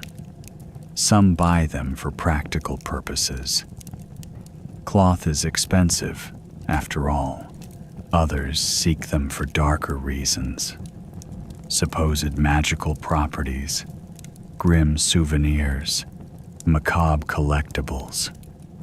You learn to assess the quality of a condemned person's garments with a merchant's eye. You develop a complex network of buyers and sellers. The night soil collector who knows which physicians are currently seeking specimens. The grave digger who helps procure older bones when fresh ones aren't available. The tanner who doesn't ask questions about the origin of certain materials. Each relationship is carefully maintained through a combination of mutual profit and shared secrets. Sometimes, the condemned themselves try to bargain. They offer information, hidden valuables, or promises of supernatural assistance in exchange for a painless death. You listen to these desperate negotiations with professional detachment, knowing that some promises you'll keep and others you won't. The dying rarely have anything of real value to offer, but occasionally their secrets prove worth hearing. The economics of execution extend beyond the moment of death. You're often called upon to dispose of witches' belongings, suicide victims' effects, or the possessions of those who die without heirs.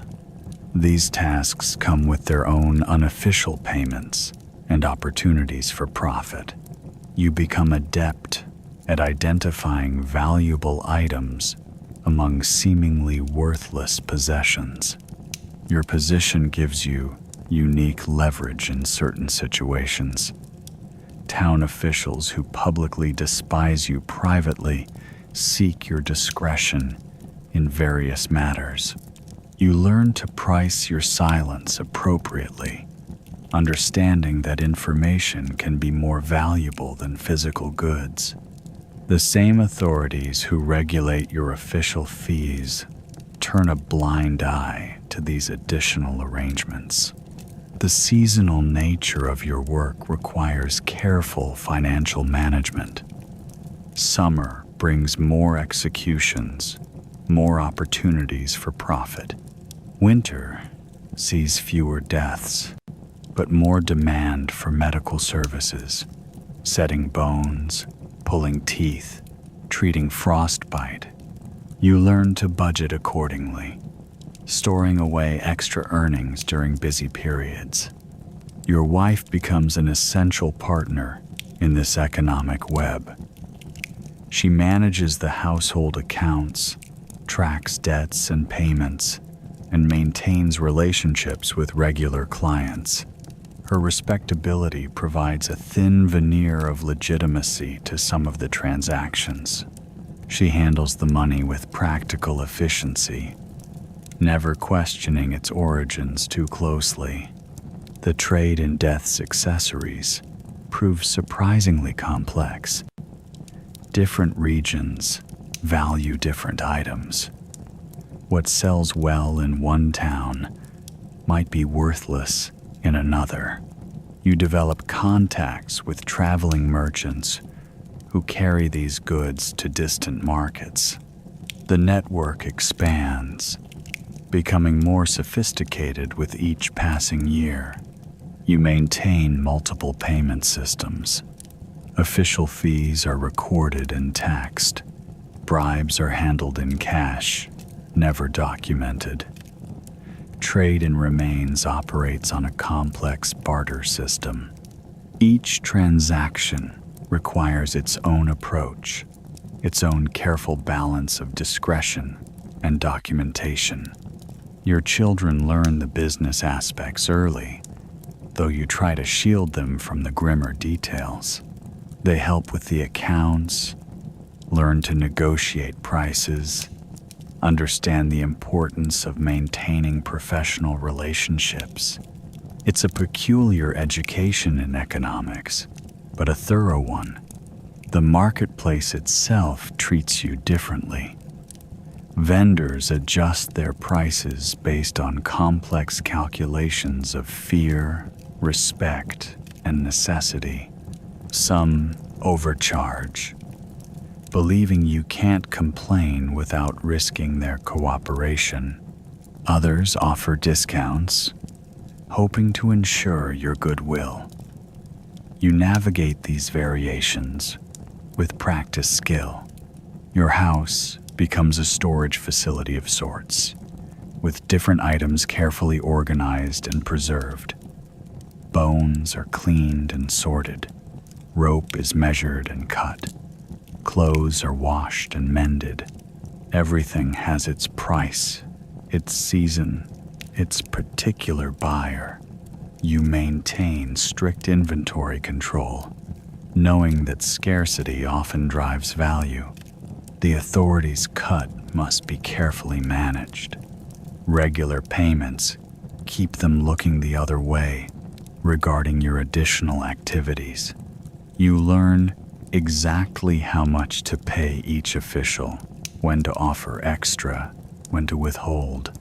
It's a delicate balance of keeping them satisfied without cutting too deeply into your profits. You become adept at assessing the value of a death before it happens. The condemned's social status, the nature of their crime, the method of execution, all these factors affect the potential profit. You make these calculations automatically, even while maintaining a professional demeanor. The trading of relics from famous executions becomes a specialized part of your business. These items command premium prices, but they also attract more attention. You learn to be particularly careful with such transactions, understanding that they carry additional risks. Your knowledge of anatomy becomes its own commodity.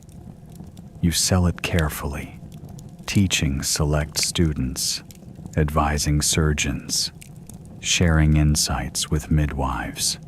Each lesson has its price, carefully calculated based on the student's means and the knowledge's value. The economic web extends to your tools as well. Quality execution equipment is expensive but essential. You maintain relationships with blacksmiths, rope makers, and other craftsmen who supply your needs. These relationships often involve complex arrangements of payment, favors, and mutual understanding. Over time, you develop a sophisticated understanding of death's economy. Every aspect of your profession has its price, its market, its particular rules of exchange. You become as much a businessman as an executioner, managing a complex enterprise built around society's ultimate transaction. Your reputation for fair dealing in these dark matters becomes as important as your skill with the axe.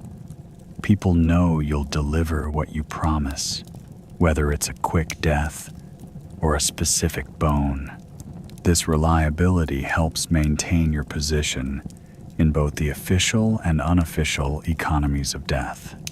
The financial security your profession provides comes at a clear cost: social isolation, moral complexity, constant scrutiny.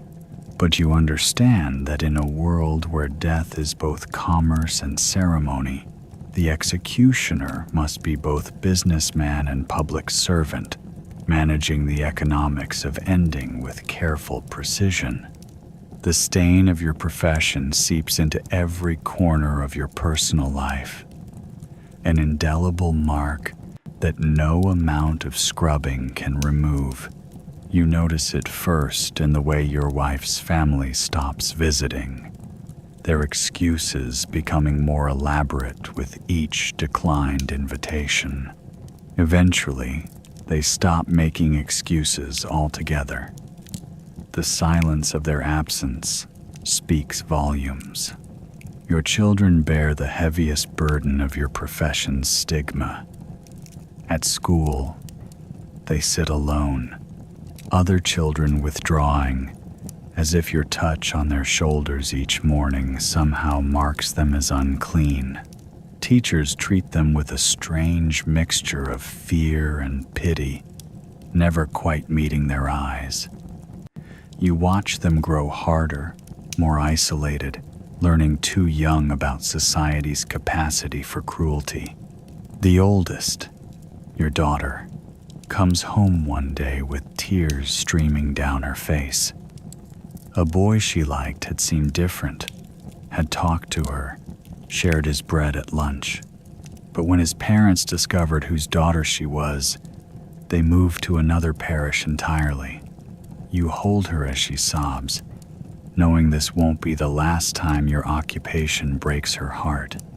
Your wife maintains a brave face, but you see how the isolation wears on her. She was once known for her skill with herbs and healing, but now women cross the street rather than risk brushing against her skirts.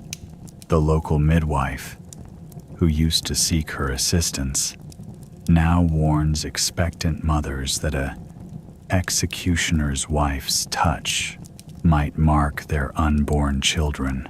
Your wife's garden grows wild with unused medicinal plants, her knowledge wasting away like autumn leaves. Shopping becomes a carefully choreographed dance of avoidance. You send your children to the market with strict instructions about which vendors might still serve them, which streets to avoid, which hours are safest. Some shopkeepers take your money, but insist on dropping the goods directly into your basket, avoiding any possibility of contact. Others simply shutter their windows when they see your family approach. Meals at home become your sanctuary, the only time when the world's judgment can't touch you directly. Your wife makes sure these moments are special, cooking with extra care, encouraging conversation and laughter. But even here, the outside world intrudes. Your youngest son asks why he can't join the church choir, though his voice is beautiful. Your daughter stops mentioning her dreams of marriage. They understand too much, too young. The house itself becomes both fortress and prison.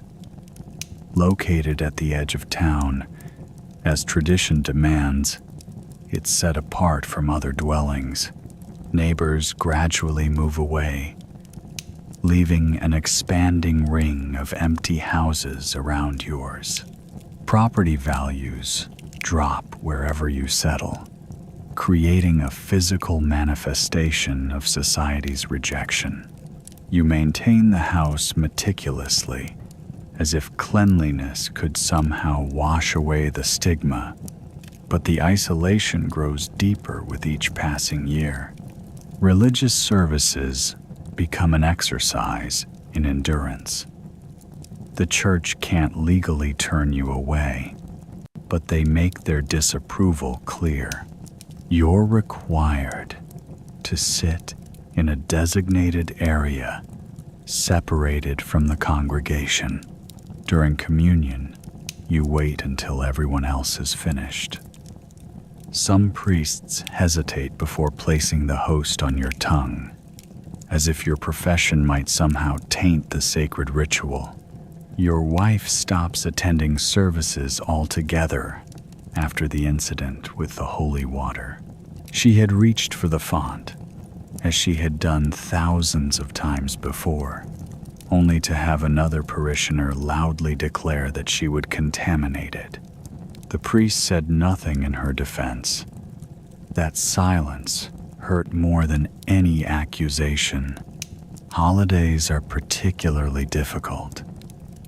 No one accepts your invitations to celebrate, and no invitations ever arrive for your family.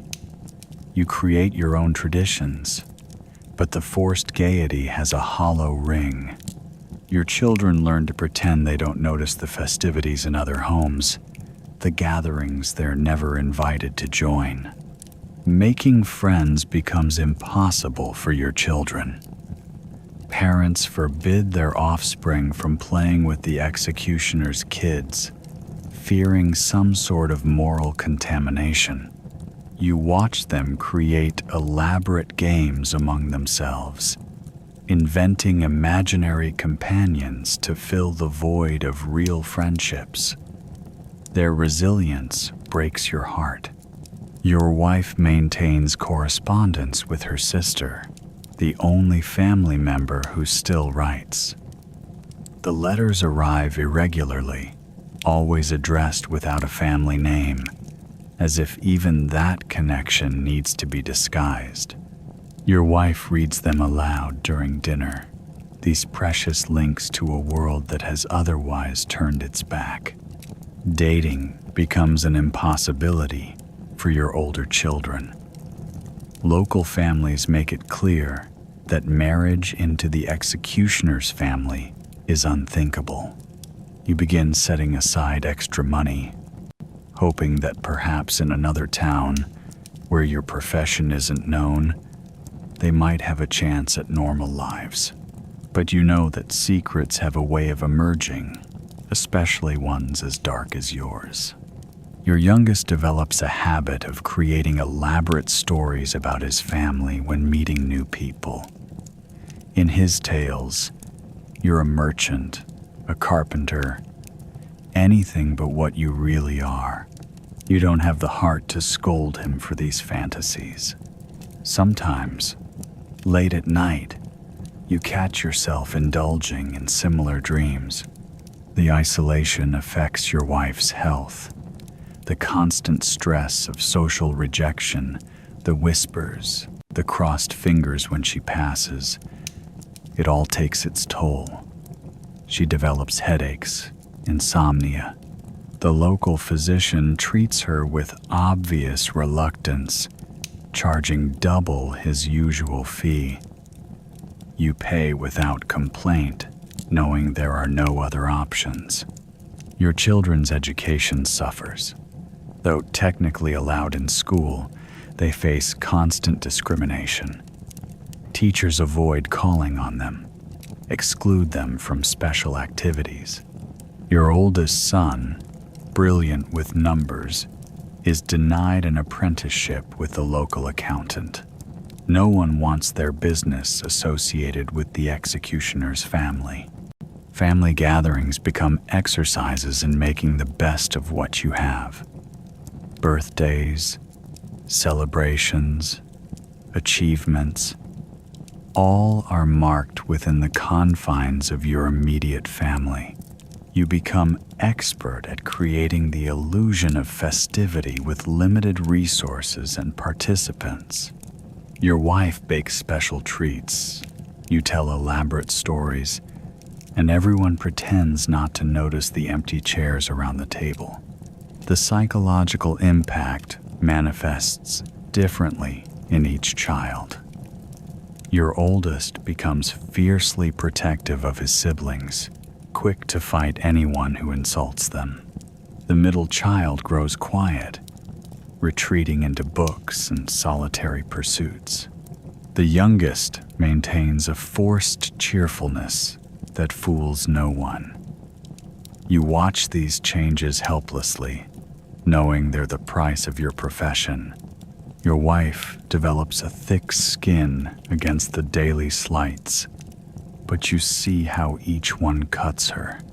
The way women pull their children closer when she passes, the whispered conversations that stop when she enters a shop, the crossed fingers and averted eyes. Each incident leaves its mark.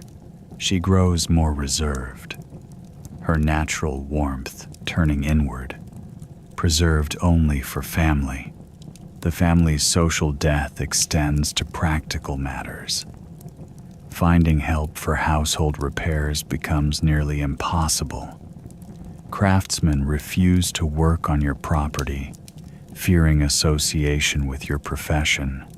You learn to handle most repairs yourself, adding these skills to your grim repertoire. Your children learn alongside you, understanding early that self-reliance is their only option. Holidays become particularly poignant markers of your isolation. During Christmas, your wife insists on decorating the house beautifully, but no carolers ever stop at your door. At Easter, your children's carefully decorated eggs have no one to admire them but family. Each celebration becomes a reminder of what your profession has cost them. The strain shows most clearly in the quiet moments. The way your wife's hands shake sometimes when she's alone. The muffled sobs you pretend not to hear from your children's rooms at night. The forced smiles and careful conversations. Everyone trying to protect everyone else from their pain.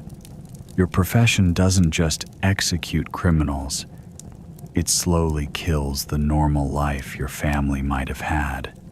You find yourself spending extra hours in your workshop, not because the work requires it, but because sometimes the weight of your family's sacrifice becomes too heavy to bear.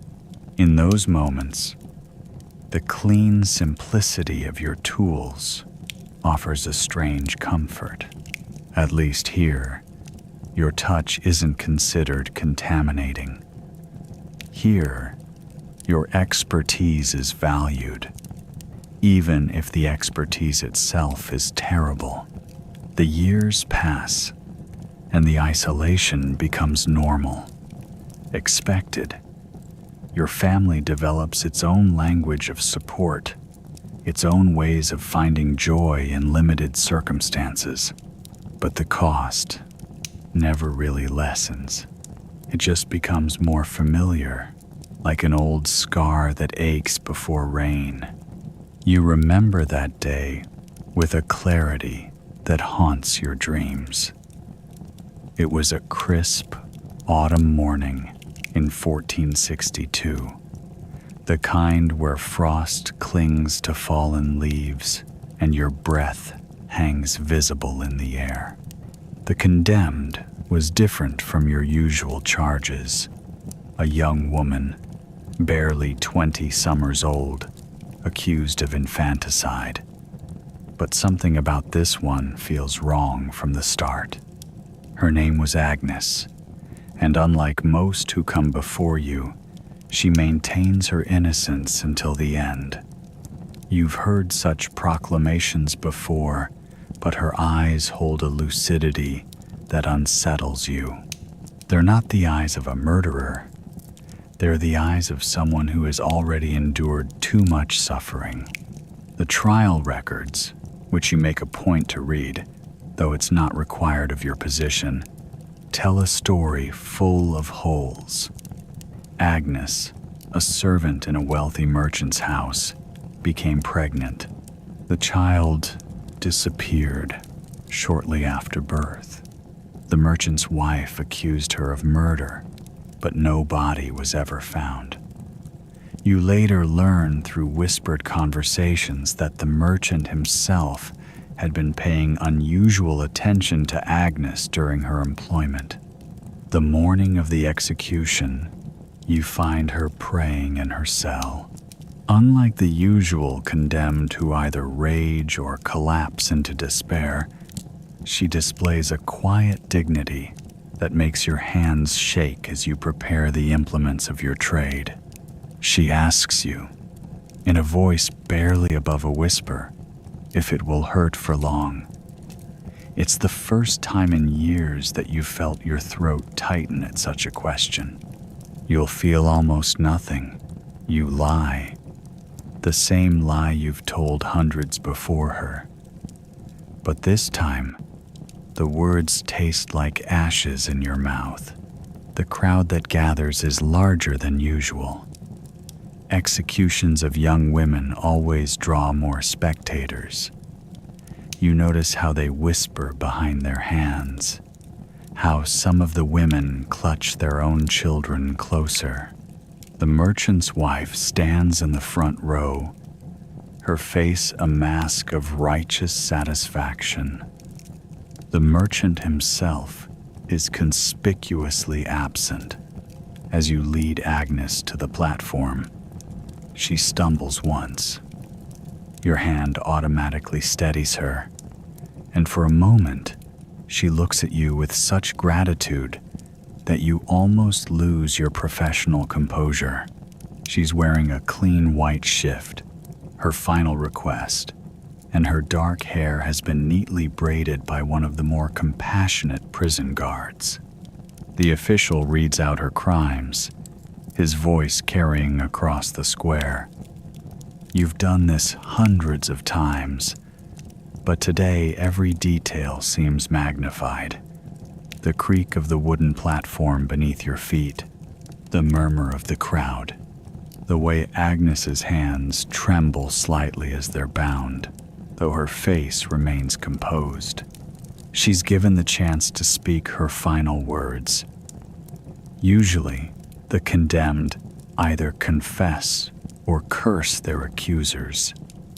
Agnes does neither.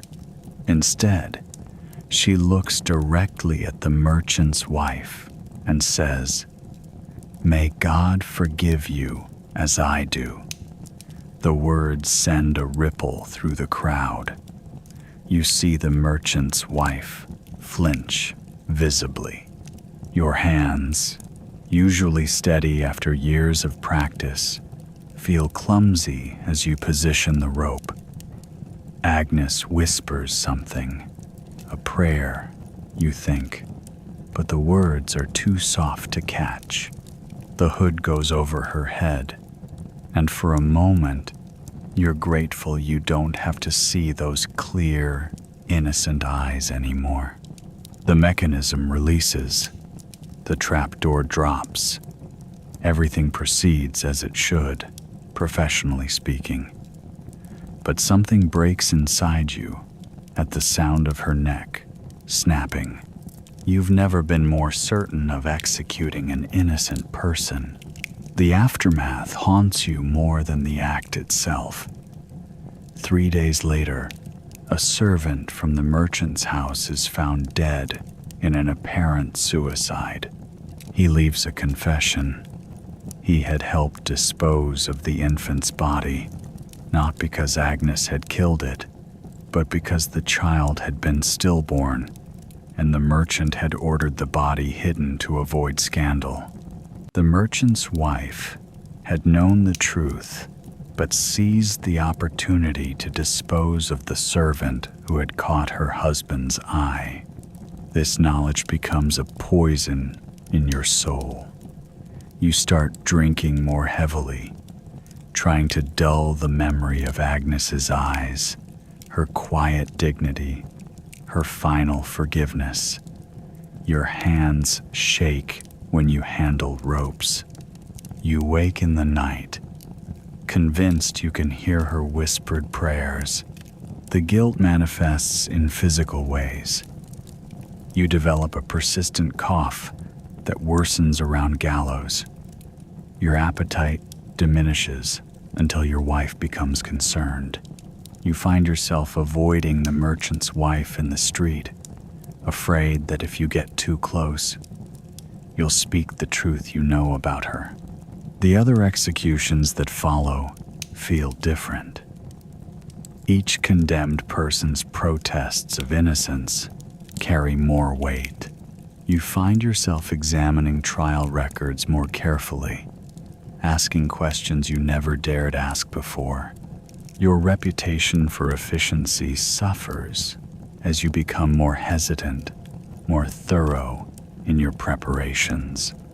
You start leaving small offerings at the unmarked grave where Agnes lies. Wildflowers, bits of ribbon, the kinds of things a young woman might have enjoyed in life. It's forbidden for an executioner to show such sentiment, but you can't help yourself.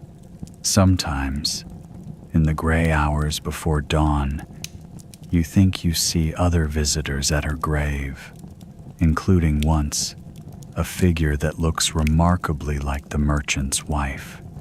The incident changes how you view your role in society's machinery of death. Before Agnes, you could tell yourself you were simply an instrument of justice, no more responsible than the axe or rope you wielded. But her execution forces you to confront the moral weight of your actions. You are not just an instrument. You are the final arbiter between life and death. And sometimes, you are wrong. Your dreams become populated with variations of that day. Sometimes Agnes speaks different last words. Sometimes the rope breaks. Sometimes you refuse to perform the execution and face punishment yourself. But you always wake to the same reality. You cannot undo what was done. The merchant's wife begins to decline after the servant's confession becomes public knowledge. She's seen less and less in town, and when she does appear, she's dressed in black, as if in perpetual mourning. People whisper that she's haunted by Agnes's ghost. You wonder if guilt can manifest as a physical presence, because you feel haunted too. You start keeping a private record of all your executions, names, dates, crimes, and any doubts you harbor about their guilt. It's dangerous to keep such documentation, but you feel compelled to acknowledge each life you've taken. Agnes's entry is the longest, filled with details you can't seem to forget. The frost on the morning air, the prayer you couldn't quite hear, the way her braids swung as she fell. The incident changes your relationship with the local judiciary, where once you accepted their judgments without question, now you find yourself looking for signs of uncertainty in their faces, hesitation in their voices. You begin to understand that they too can be wrong, can be manipulated, can be part of a machinery of injustice. Years later, you hear that the merchant died in his bed, confessing to a priest about Agnes and other servants he had wronged. The priest is bound by confidentiality, but word spreads anyway. The merchant's wife disappears shortly after. Some say to a convent, others say to family in a distant city. You wonder if Agnes's forgiveness extended to him as well. The memory never leaves you. It becomes a turning point in how you view your profession, your role, your very identity. Each execution that follows is colored by the knowledge that certainty is an illusion, that justice can be perverted, that innocence doesn't always protect the innocent. You begin to age more rapidly after Agnes's execution. Your hair turns gray, your face develops deep lines, your hands shake more often. Other executioners joke that you've seen a ghost, and perhaps you have, the ghost of your own certainty, your own moral comfort, your own peace of mind. The incident becomes your personal watershed, dividing your life into before and after. Before, you could sleep soundly, believing in the justice of your actions. After, you lie awake, questioning every rope you've tied, every lever you've pulled, every life you've ended. Agnes's execution doesn't just haunt you, it fundamentally changes you. In the years that follow, you become known as an executioner who takes unusual care with the condemned, who treats them with unexpected kindness, who sometimes argues for delays or reviews of evidence. Your reputation suffers, but you can't bring yourself to care. Agnes's clear eyes and quiet dignity have taught you that the worst sin isn't being bad at your job. It's being too good at a job that sometimes serves injustice. The guilt never really fades. It becomes part of you, like a chronic pain you learn to live with. But it also serves as a reminder, a constant warning to never again be too certain, too comfortable, too unquestioning in your role as death's servant. Agnes's execution becomes both your greatest regret and your most important lesson. You've heard the whispers, the old wives' tales about executioners, how the taint of death clings to them like an invisible shroud. At first, you dismissed these as mere superstition, but as the years pass, you begin to understand there's a terrible truth to them. The stain of your profession seeps into every aspect of your existence, and no amount of scrubbing seems to wash it away. Your obsession with cleanliness begins gradually. At first, it's just the practical matter of washing blood from your hands after an execution. But soon, you find yourself scrubbing longer, harder, until your skin is raw and red. The water in your basin turns pink, then clear, but somehow you still see crimson swirling in its depths.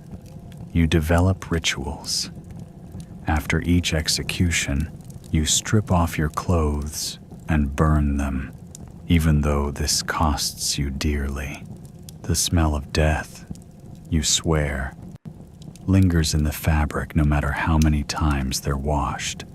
Your wife thinks you're being wasteful, but she doesn't understand how the scent follows you, how it seeps into your dreams. The local bathhouse refuses you entry, not unusual for an executioner, so you build your own behind your house. It's a crude structure, but it serves its purpose.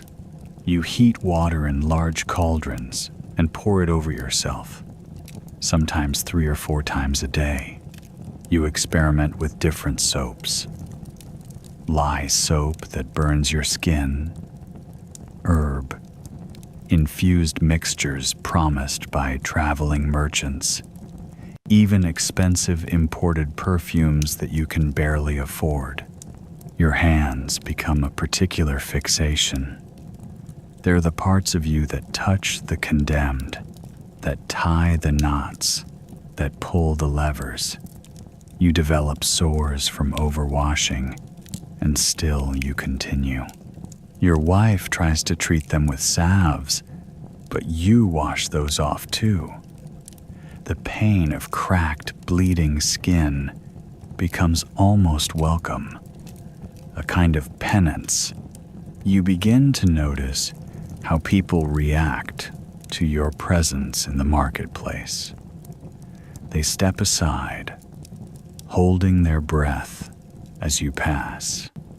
Children are hurried away. You wonder if they can smell it on you, this invisible miasma of death that seems to follow wherever you go. You start going to market only at dawn or dusk, when fewer people are about. The physical cleaning extends to your home. You scrub the floors until the wood is worn thin. Windows are washed daily. Sheets are boiled and changed. So often they begin to fall apart. Your wife watches with worried eyes as you polish and scrape and scour. But she doesn't stop you.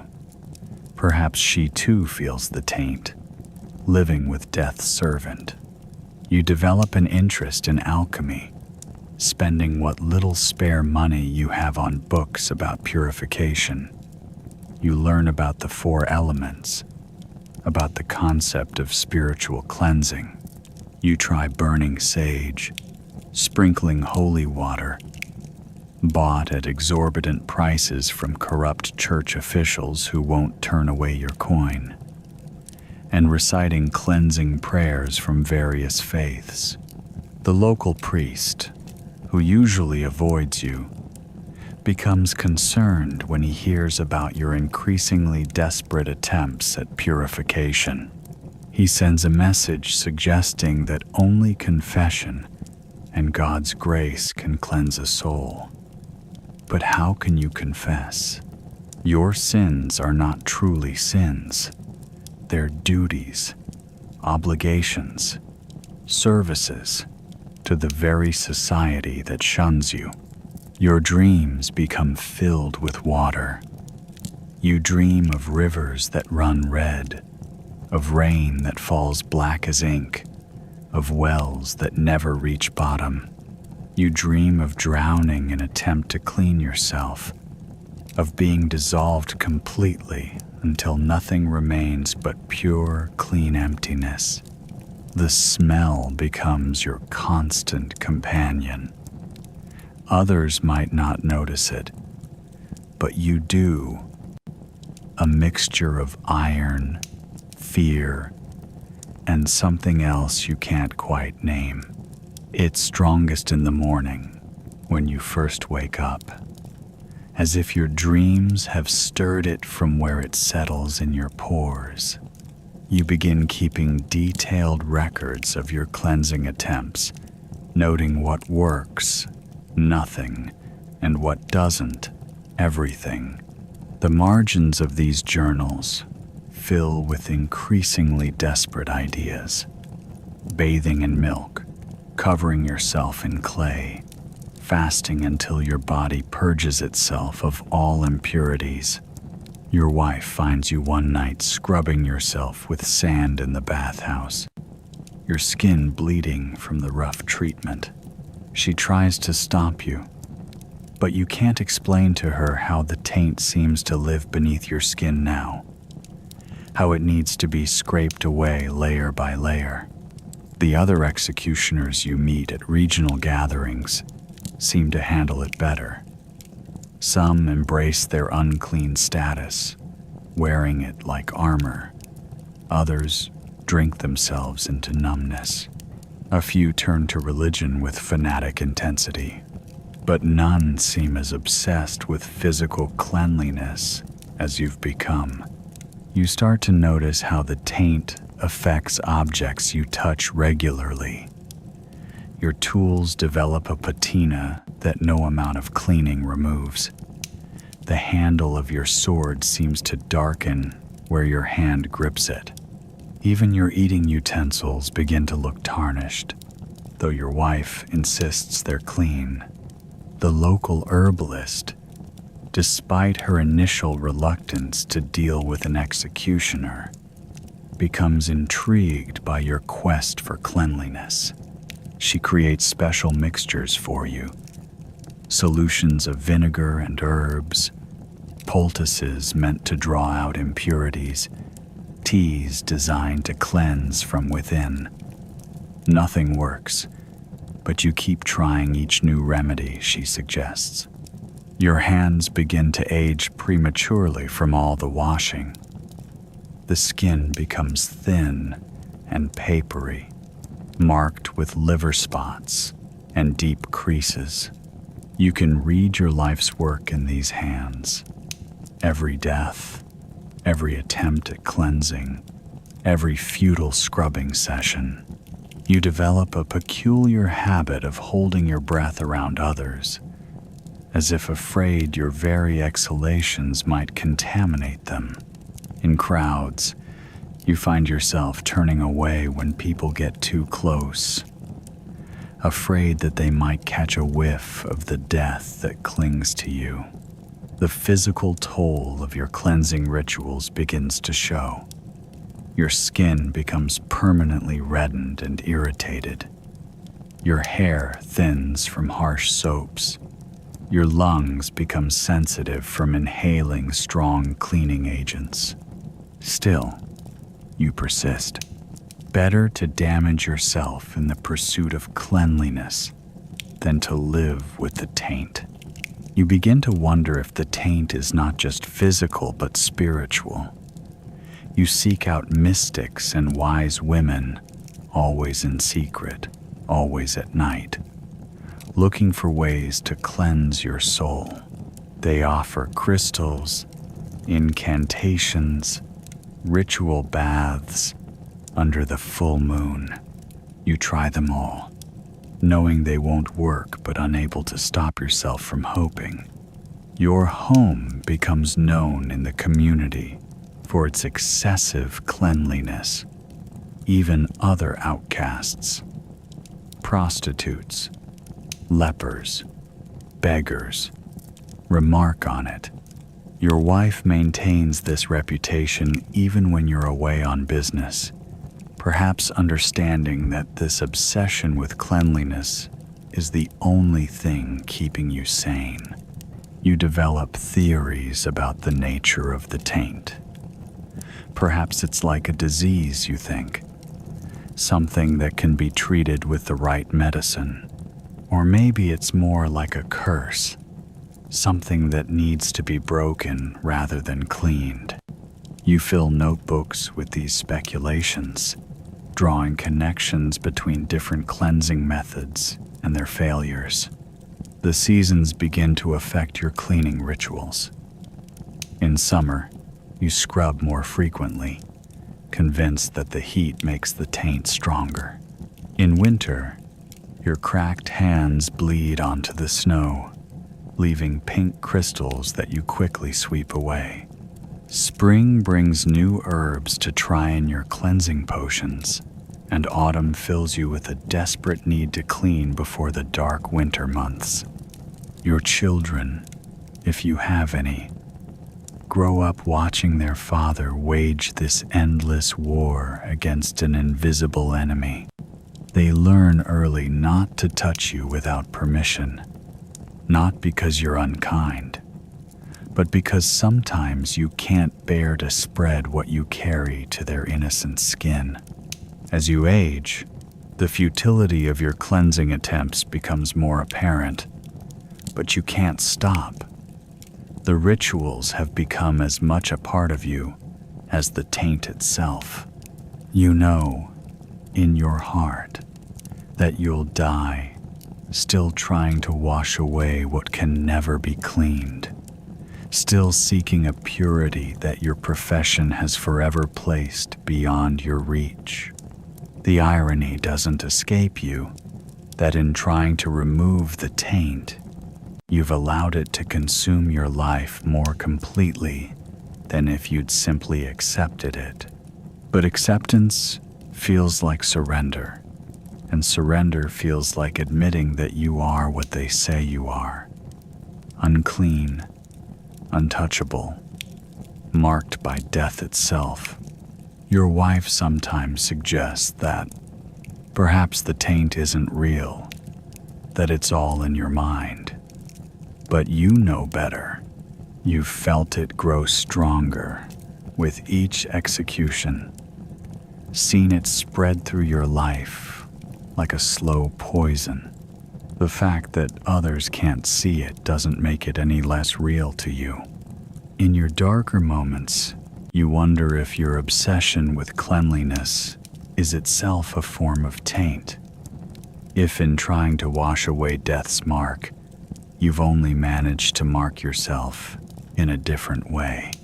But these thoughts don't stop your endless scrubbing, your constant cleaning, your perpetual quest for purity. As your story continues, you know that this battle will never end. The taint of death is your constant companion, as much a part of your identity as your name or your face. And though you'll never stop trying to wash it away, some part of you knows that these attempts are as futile as trying to wash away your own shadow. The years of executions begin to weigh heavily on your aging frame. You first notice it in the way your sword arm trembles slightly after a beheading, something that never happened in your younger days. The axe, once an extension of your own body, now feels heavier with each swing. You find yourself practicing more frequently, trying to maintain the strength that once came naturally. Your joints protest during the cold morning executions, especially your shoulders and back. The repetitive motion of raising and lowering the axe has taken its toll. You develop a persistent ache in your right elbow, and your knees crack audibly when you climb the scaffold steps. Sometimes you need to pause longer between strokes when breaking someone on the wheel, catching your breath where once you worked tirelessly. The changing times bring new methods of execution, ones that require less physical strength but more mechanical knowledge. The introduction of hanging as a primary method feels like both a blessing and a curse. While it spares your aching muscles, it strips away the art and skill you spent decades perfecting. Anyone, it seems, can pull a lever. You notice fewer calls for your services. The town's justice system is evolving, becoming more bureaucratic and less spectacle-driven. Public executions decrease in frequency as private hangings become more common. The crowds that gather are smaller now, less enthusiastic. The theatrical element of your profession, once so crucial, seems increasingly outdated. Your hands, once steady enough to split a hair with an axe, develop a slight tremor. It's barely noticeable to others, but you see it in the ripples of your morning wine. You start to compensate by gripping tools more tightly, but this only accelerates the fatigue in your arms and shoulders. The younger executioners from neighboring towns don't seek your advice as they once did. They're more interested in the new mechanical devices being developed in larger cities. Your expertise in reading the condemned's neck thickness, in calculating the perfect angle of the blade, in ensuring a quick and clean death, all these skills seem increasingly irrelevant. Your reputation, once fearsome and respected in its own way, begins to fade. The younger generation doesn't whisper your name with the same mixture of awe and terror. You're becoming a relic, a reminder of more brutal times that society is eager to forget. The physical demands of maintaining your tools become more challenging. The daily ritual of sharpening the blade, once meditative, now leaves your shoulders burning. You find yourself hiring assistants more frequently, not just for the heavy lifting, but for tasks you once considered fundamental to your craft. Your eyes aren't what they used to be either. In the dim light of dawn executions, you struggle to see the proper placement marks. You begin requesting better lighting, leading to whispers about your declining abilities. Some days, You catch your apprentice watching you with poorly concealed concern. The town's authorities start suggesting younger executioners for certain jobs, particularly those requiring physical strength or endurance. They frame it as giving you a well-deserved rest, but you recognize it for what it is, a gradual phasing out. Your income dwindles as fewer executions are assigned to you. The side trades that once supplemented your earnings, selling rope pieces and clothing from the executed, preparing healing unguents from corpse fat, become less profitable as superstition gives way to science. You find yourself telling stories of past executions more frequently, perhaps trying to preserve your relevance through memory, but fewer people want to hear these tales now. Society is changing, becoming more civilized, they say. Your expertise feels increasingly like a relic of a darker age. The physical decline affects your presence too. Where once you could silence a jeering crowd with just a look, now you find yourself having to work harder to command respect. Your movements, once fluid and purposeful, become more measured, more cautious. You begin to dream of your younger days, of the strength and precision that once defined your work. In these dreams, your hands are steady, your back straight, your movements sure. You wake to find your body stiff and aching, a betrayal of flesh and bone. The new mechanical devices being introduced make you feel obsolete. They promise more efficient, more humane executions, though you know from experience that death rarely follows such neat plans. Still, you can't deny that these machines require less skill, less understanding of human anatomy and death's intricacies. Your apprentice, if you still have one, begins taking on more responsibilities. You tell yourself it's delegation, but deep down, you know it's necessity. Tasks you once performed without thought now require careful planning and recovery time. The respect you commanded through physical presence diminishes. Where once your mere arrival could quiet a marketplace, now you're sometimes barely noticed. The younger generation sees you as in curiosity, a living reminder of practices they're eager to leave behind.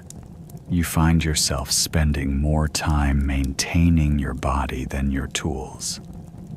Hot compresses for your joints, herbal remedies for your aches, exercises to maintain what strength remains. Your routine becomes more about managing decline than honing skills.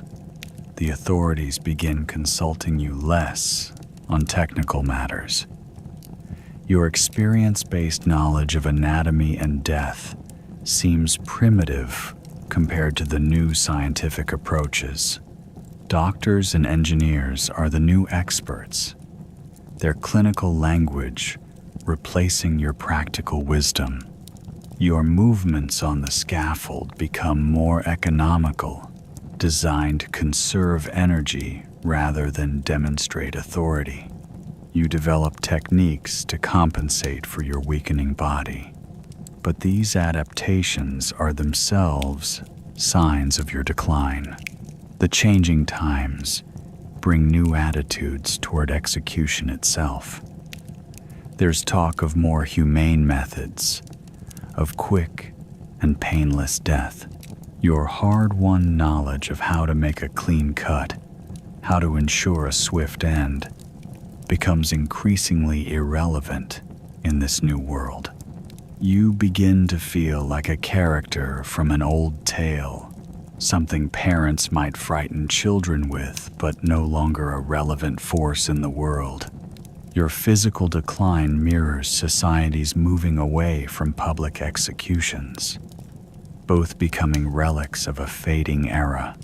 The tools of your trade, once extensions of your will, become burdens to be managed.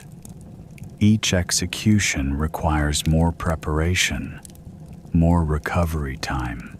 You find yourself longing for the days when your body served your purpose without complaint. Your reputation shifts from feared executioner to curious anachronism. The very skills that once made you indispensable, your strength, your precision, your intimate knowledge of death, become increasingly obsolete as society moves toward more mechanical, standardized forms of execution. The physical toll of your profession becomes impossible to ignore. Each execution leaves you more drained than the last, each recovery period longer. You begin to understand that your body, like your profession, is entering its final chapter. The end comes not with the dramatic flair of your executions, but with a whimper. You lie on your straw mattress in your isolated hovel at the edge of town, the same dwelling that has housed generations of executioners before you. The winter wind howls through the cracks in the walls, and your labored breathing mingles with the sound of creaking timber. Your final days are spent in near complete solitude. The townspeople, who once feared and respected you, now avoid your home entirely. Even the local physician, bound by oath to tend to the sick, sends only his youngest apprentice with basic remedies. The boy leaves them at your doorstep, knocking quickly before scurrying away like a frightened rabbit. You watch through your grimy window, too weak to feel bitter anymore. Your apprentice, the last human connection you maintained, has moved on to a larger town with newer methods of execution. He wrote once, months ago, describing the marvels of the new mechanical devices being developed. The letter lies crumpled in the corner, unopened after the first reading. His departure marked the true beginning of your end. The fever that grips you isn't particularly violent or dramatic. It's a slow, persistent heat that burns through your body like the embers of a dying fire. You drift in and out of consciousness, your dreams filled with the faces of those you've executed. They don't appear as accusers or tormentors, but as silent witnesses to your own approaching death. In your more lucid moments, you find this oddly fitting, that those you ushered into death should attend your own passage. Your tools, once maintained with religious dedication, gather dust in the corner. The execution axe, your most faithful companion through decades of service, leans against the wall. Its edge, once sharp enough to split a hair, has dulled. You lack the strength to sharpen it, and nobody else would dare touch an executioner's tools. They'll likely be buried with you, as is tradition, though you wonder if anyone remembers or cares about such traditions anymore. The pain in your chest grows worse with each passing day. You recognize the sensation. You've seen enough death to know its harbingers. Your breathing becomes more shallow, and the simple act of crossing your small room leaves you exhausted. The irony doesn't escape you. The man who dealt death so precisely for decades now struggles against its slow, inexorable approach. Memories float through your fevered mind, like autumn leaves in a stream. You remember your first execution, your hands trembling as your father watched, the weight of the axe, the sound it made as it met flesh and bone, the sudden silence that followed. You remember the faces in the crowd, how they would turn away from you in the marketplace but watch with savage fascination during executions. You remember the isolation, the lonely meals, the whispered conversations that stopped when you approached. Your few possessions hold little value. Some coins, your tools, worn clothing, and a few books you've collected over the years, mostly medical texts and execution manuals. No one will claim them. No relatives will fight over your inheritance. The position of executioner may have passed through bloodlines, but you never married, never had children. Who would have you? Who would willingly share the burden of your isolation, the taint of your profession? The fever dreams become more vivid. You see the scaffold where you spent so many mornings, but now you're the one kneeling at the block. The faces in the crowd are those you've executed, each wearing the same expression they had in their final moments. Some pray, some curse, some maintain dignified silence. In your dream, you feel a strange sense of peace, as if completing a circle that began decades ago. Your last day arrives without ceremony. The wind has died down, and an unusual stillness settles over your home. You haven't eaten in days, haven't had the strength to fetch water. Your throat is parched, your lips cracked. The pain has subsided, replaced by a numbness that creeps from your extremities toward your core. No priest comes to offer last rites. They never did for executioners. The church's stance was clear. Those who dealt in death walked a path separate from God's grace. You think about all the condemned you've seen off. How many sought comfort in prayer during their final moments? Such comfort is denied to you. Your breathing grows more labored as evening approaches. Through your window, you can see the sun setting, painting the sky in shades of crimson that remind you of, well, you know what they remind you of. You've seen enough blood in your lifetime to recognize its colors and nature. In your final moments, you think about legacy, not the grand kind that kings and nobles leave behind, but the quiet kind that marks a life lived in service to a necessary but despised duty. You wonder if anyone will remember you as more than just the hooded figure who dealt death. Will they remember the times you ensured a quick, clean death instead of prolonging suffering? Will they recall how you sometimes paid for proper burials for the poor condemned out of your own pocket? The darkness comes gradually, like a slow-falling axe. Your last breath escapes without witness, without ceremony. The man who ended hundreds of lives concludes his own story alone, in a cold room at the edge of town, surrounded by the tools of his trade and the weight of memories no one else wanted to share. Hours pass before anyone notices. A young boy, daring his friends to approach the executioner's house, sees no movement through the windows. The town authorities are notified, but no one rushes to confirm the death.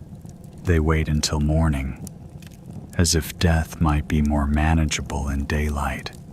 When they finally enter, they find your body rigid and cold.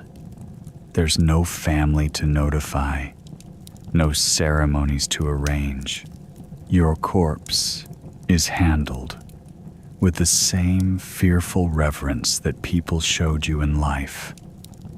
Minimal touch, averted eyes, hurried movements. They bury you outside the cemetery walls, as tradition demands for executioners. Your grave is unmarked, your tools buried with you. The few townspeople who attend do so out of duty rather than respect or grief. They stand at a distance, watching as your body is lowered into the ground, perhaps feeling a complex mixture of relief and unease. Relief that you're gone, unease at who will take up the axe next. The only sound at your burial is the thud of earth on wood as they fill your grave. No prayers are spoken, no words of remembrance offered. The town's executioner, who served justice's darkest needs for decades, passes from the world as quietly as shadow fading in the dawn. Your house stands empty for weeks before the authorities finally seal it. Some say they can hear the whispers of the executed at night. Others claim to see a hooded figure moving in the windows. But these are just stories people tell, their way of processing the complex role you played in their society. In time, even these stories will fade, like the memory of the man who lived and died alone, carrying out a duty few could understand and none would choose. The matter of your burial becomes a quiet controversy in the town. Even in death, you continue to disrupt the careful social order that kept you at arm's length throughout your life. The church officials, who never offered you comfort in life, now debate the theological implications of your burial with an urgency that seems almost comical. You're dead, but your body presents a problem. The traditional laws are clear. Executioners must be buried outside consecrated ground. But times are changing, and some younger clergy members argue for a more compassionate interpretation. The debate rages for 3 days, while your corpse lies in your hovel, attended only by the rats and the winter wind. Finally, tradition wins out. They'll bury you beyond the cemetery walls, in the unconsecrated soil where suicides, unbaptized infants, and other undesirables rest. The ground there is harder, less tended. Wild thorns and weeds grow thick, as if nature itself conspires to make these outcast burials more difficult. Your body is prepared with minimal ceremony. No one wants to touch the corpse of an executioner. Superstitions die hard in medieval minds. The gravedigger's apprentice, a boy barely into his teens, draws the short straw. His hands shake as he washes your body, convinced that touching an executioner's flesh, even in death, will somehow mark him for a similar fate. They dress you in your professional garments, the thick leather coat you wore during executions, your heavy boots, and yes, even your hood. Someone suggests removing the hood, arguing that surely in death you deserve to show your face. But the town council overrules this small mercy. Even in death, they prefer you faceless, a symbol rather than a person. Your tools are laid out beside you, the execution axe, the ropes, the branding irons, the smaller knives used for lesser punishments. These implements of death must be buried with you. No one would dare use an executioner's tools, and melting them down might taint the metal with your essence. The axe especially. your constant companion through decades of service, gleams dully in the winter light, its edge still sharp enough to command respect. The cart that carries you to your final resting place is the same one used to transport criminals to the gallows. The irony wouldn't be lost on you. The wheels creak through the muddy streets, and people close their shutters as you pass. A few brave souls peek out, making signs against evil. Children, usually so curious about death, are hurried inside by anxious parents. Your gravesite lies beyond the cemetery's stone wall, where the ground slopes down toward a copse of gnarled trees. The hole has been dug deeper than usual. 6 feet wasn't deemed sufficient to contain whatever malevolent influence you might exert, even in death. The diggers went to 8 feet, their labor made harder by the frozen ground and twisted roots. The pit looks hungry in the weak winter sunlight.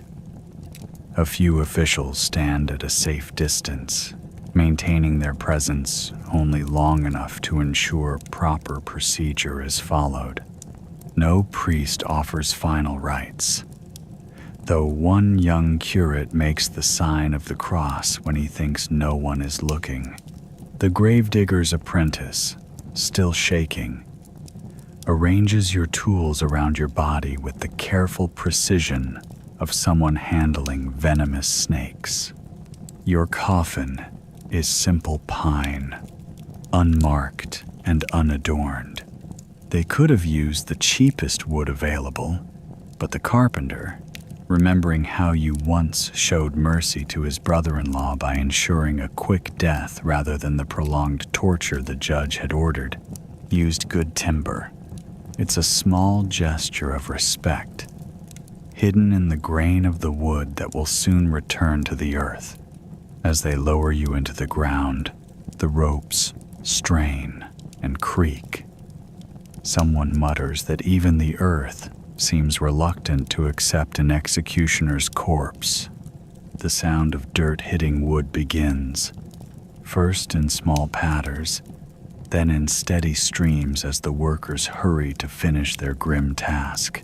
They want this done before dusk. No one wants to linger in an unconsecrated burial ground after dark. The mound of earth that marks your grave rises higher than the others nearby. Perhaps it's because of the extra depth, or maybe the workers added more soil than necessary, as if quantity could ensure you stay buried. No marker will be placed. Executioners' graves remain anonymous, their locations remembered only in town records and local gossip. In the days that follow, your burial site becomes the subject of whispered conversations and dark legends. Children dare each other to touch the fresh earth of your grave at midnight. Adults avoid the area entirely, taking longer routes around the cemetery wall. Some claim to hear the sounds of an axe cutting through air on quiet nights. Others swear they see a hooded figure standing motionless among the twisted trees. The wild plants take over quickly, as they always do in the unconsecrated ground. Thorny vines curl around the mound, and thick weeds push through the disturbed soil. Nature seems eager to erase any trace of your presence, to hide the shame of an executioner's burial beneath a blanket of wild growth. Your grave becomes a boundary marker of sorts, a reference point for the limits of society's acceptance. Parents warn children to stay away. Lovers avoid it during their nighttime trysts. And even animals seem to give the spot a wide berth. The isolation that marked your life extends into death, a final and eternal ostracization. Years pass, and the mound settles.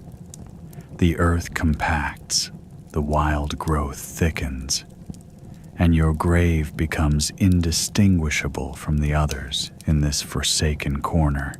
The tools buried with you rust and decay, returning to the earth just as your body does.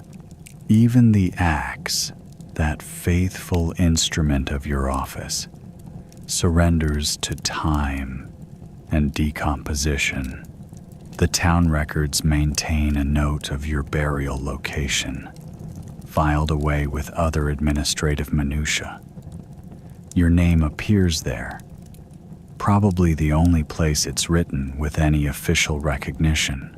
Future generations of clerks will pass over it without a second thought, not realizing they're handling the last earthly acknowledgement of your existence.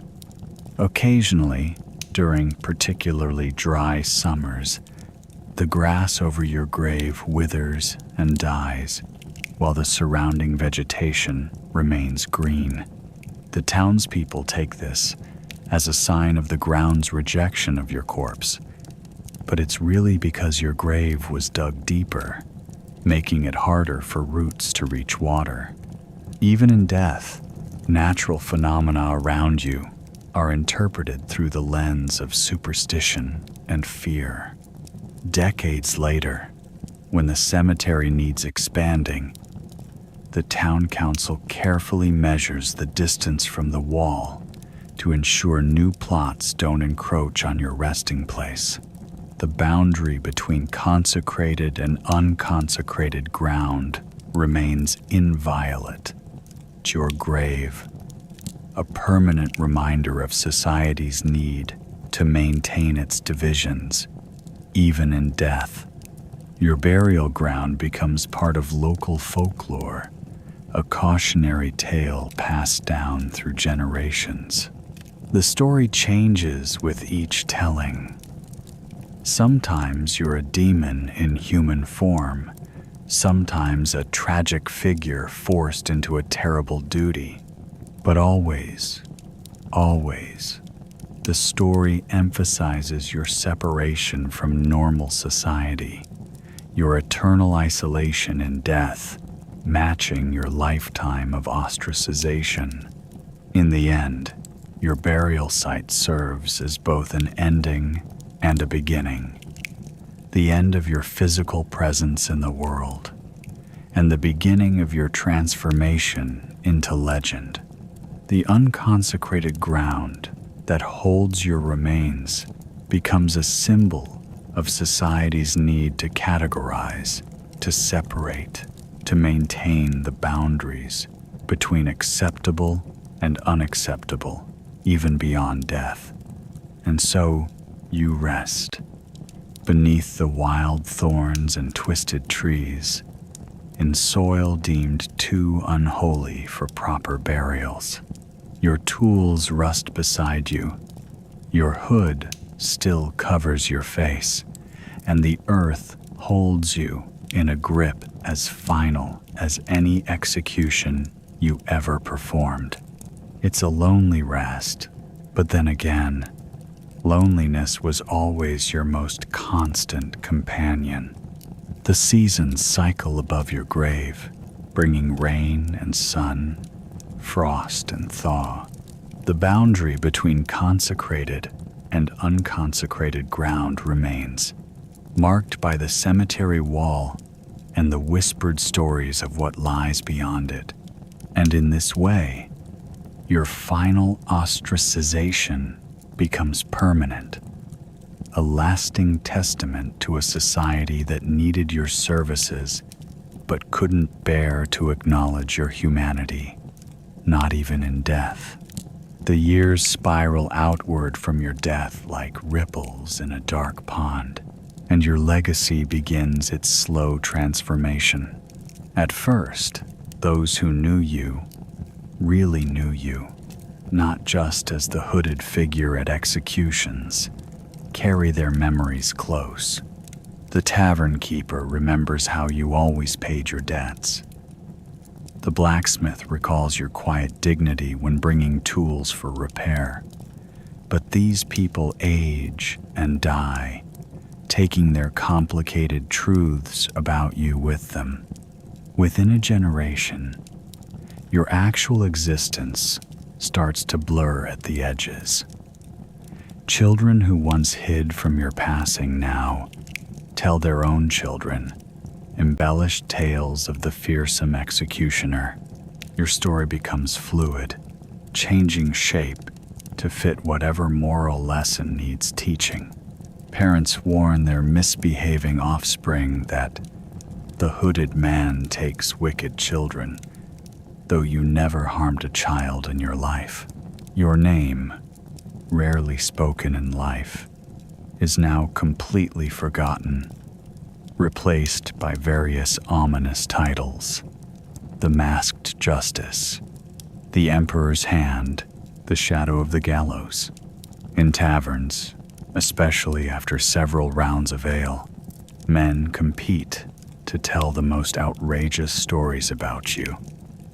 You become impossibly tall, inhumanly strong. They say you could smell guilt like a hunting hound, that you never slept, never ate, never showed a hint of humanity beneath your hood. Some claim you could execute a man so skillfully that his ghost would be bound to serve you. Others insist you made deals with the devil, trading souls for supernatural precision with the axe. The stories grow wilder with each telling. You're given magical powers, the ability to kill with a touch, to read minds, to know exactly how many days a person had left to live. Your hood becomes enchanted, your axe blessed or cursed by various entities. The simple leather coat you wore transforms in legend into a cloak made from the skin of executed criminals or woven from the hair of 1,000 witches. Your professional duties expand in these tales as well. Beyond the actual executions you performed, you become a sort of medieval bogeyman, responsible for every mysterious disappearance, every unexplained death. When a merchant vanishes on the road, you must have caught him. When a body washes up in the river, surely your work. The fact that most of these events happened long after your death doesn't seem to bother anyone. Scholars and clerks, attempting to separate fact from fiction, find themselves frustrated. The official records are sparse, mentioning only dates of executions and payments rendered. Your personal history, already obscure in life, becomes impossible to verify. Different towns claim you as their own executioner, though you never left your assigned district. Your origin story multiplies.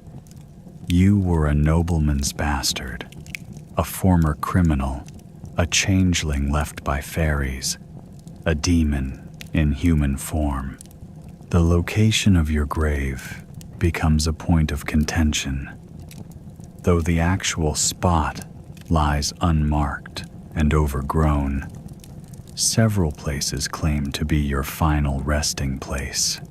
One town insists you're buried beneath their gallows. Another says you were never buried at all, that you simply vanished one day, condemned to wander eternally. A third claims your body was burned to ash and scattered in 7 different rivers to prevent your spirit from returning. Your tools, buried with you, spawn their own legends. Treasure hunters occasionally try to dig up your grave, convinced that your axe was made of silver, or that you were buried with the valuable belongings of your victims. Others seek your implements for darker purposes, believing they hold occult power. All these searches prove fruitless, but the rumors persist. The changing times affect how your story is told. During periods of social unrest, you're portrayed as a symbol of authority's cruel power. In more stable eras, you become a necessary evil, a dark guardian of civil order. Playwrights include hooded executioner characters in their works, clearly inspired by the legends about you, though these theatrical versions bear little resemblance to the actual person you were. Your supposed influence extends beyond the grave. When crops fail, some blame it on your cursed burial in unconsecrated ground. When criminals seem particularly brutal, old-timers claim it's because the fear of the executioner has faded. Your name, or rather, your lack of a name, becomes a curse. May the executioner take you becomes a common threat. Historians, attempting to piece together medieval life, find you a frustrating subject. You existed, the payment records prove that much, but everything else about you becomes increasingly difficult to verify. Your actual skills, your daily life, your thoughts and feelings, all fade into obscurity. You become a blank space in their research, a hooded figure in the background of more documented lives. As the centuries pass, the nature of your legend changes again. The age of public executions ends, and with it, much of the visceral fear associated with your profession. You become a subject of academic interest, a case study in medieval justice systems. Scholars debate your role in society, your psychological state, your impact on the community. They analyze you with modern terms and concepts you never knew: trauma, social isolation, institutional violence. Your story appears in children's books, heavily sanitized. The fearsome executioner becomes a misunderstood figure, sometimes even a secret hero who helped innocent people escape. These versions of you would be unrecognizable to anyone who knew the real person, but perhaps they capture something of your complex relationship with justice and mercy. Ghost tours include stops at places you supposedly haunted, though most of these buildings were constructed long after your death. Urban legends incorporate elements of your story. The figure in the hood seen at midnight, the phantom sound of an axe, the unexplained cold spots near old execution grounds. You become part of the tourist trade, your image appearing on t-shirts and coffee mugs in gift shops. In the digital age, your legend splinters further. Internet forums debate your historical reality. Amateur historians piece together timelines of your supposed activities, not realizing they're combining stories about several different executioners. Your image appears in video games and movies, always with the hood, always as a symbol rather than a person. Some try to rehabilitate your memory, arguing that executioners were skilled professionals performing a necessary service. Others use you as an example of how society creates and then ostracizes its necessary evils. Your actual thoughts on these matters are lost to time, your voice silent in the debates about your own significance. The physical traces of your existence have long since vanished.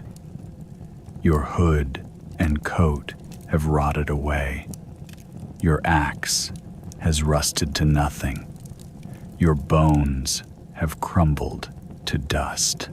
But the shadow you cast stretches across centuries, growing longer and less distinct with each passing generation. You become whatever each era needs you to be: a monster, a victim, a symbol, a warning. In the end, your legacy splits into two distinct streams. In academic circles, you're a footnote, a brief mention in discussions of medieval justice. In popular culture, you're a phantom, a shape-shifting legend that adapts to each new generation's fears and fascinations. Neither version captures the truth of who you were. A person who lived and worked and died, who felt the weight of your duties and the sting of society's rejection. Perhaps this is the final irony of your profession, that in death, as in life, society needs you to be more symbol than human. Your actual story, with all its mundane details and complex emotions, fades away. What remains is the hood, the axe, the mystery. You become a cautionary tale, a fireside story, a whispered legend. Your humanity, so carefully hidden in life beneath your hood, becomes permanently obscured by the very myths that keep your memory alive. And so your legacy endures, not as a true reflection of who you were, but as a mirror for society's own fears and fascinations with justice, death, and the dark necessities of civilization. The real you, the person who lived behind the hood, fades into shadow, while the legend grows ever larger, ever darker, ever more removed from the truth of your existence. In the end, this too is a kind of immortality, though perhaps not the kind anyone would choose. Your name is forgotten, but your shadow remains, stretching across centuries, a dark thread in the tapestry of human memory. The executioner lives on, even as the person you were slips quietly into the mists of history, another soul lost to time's relentless advance.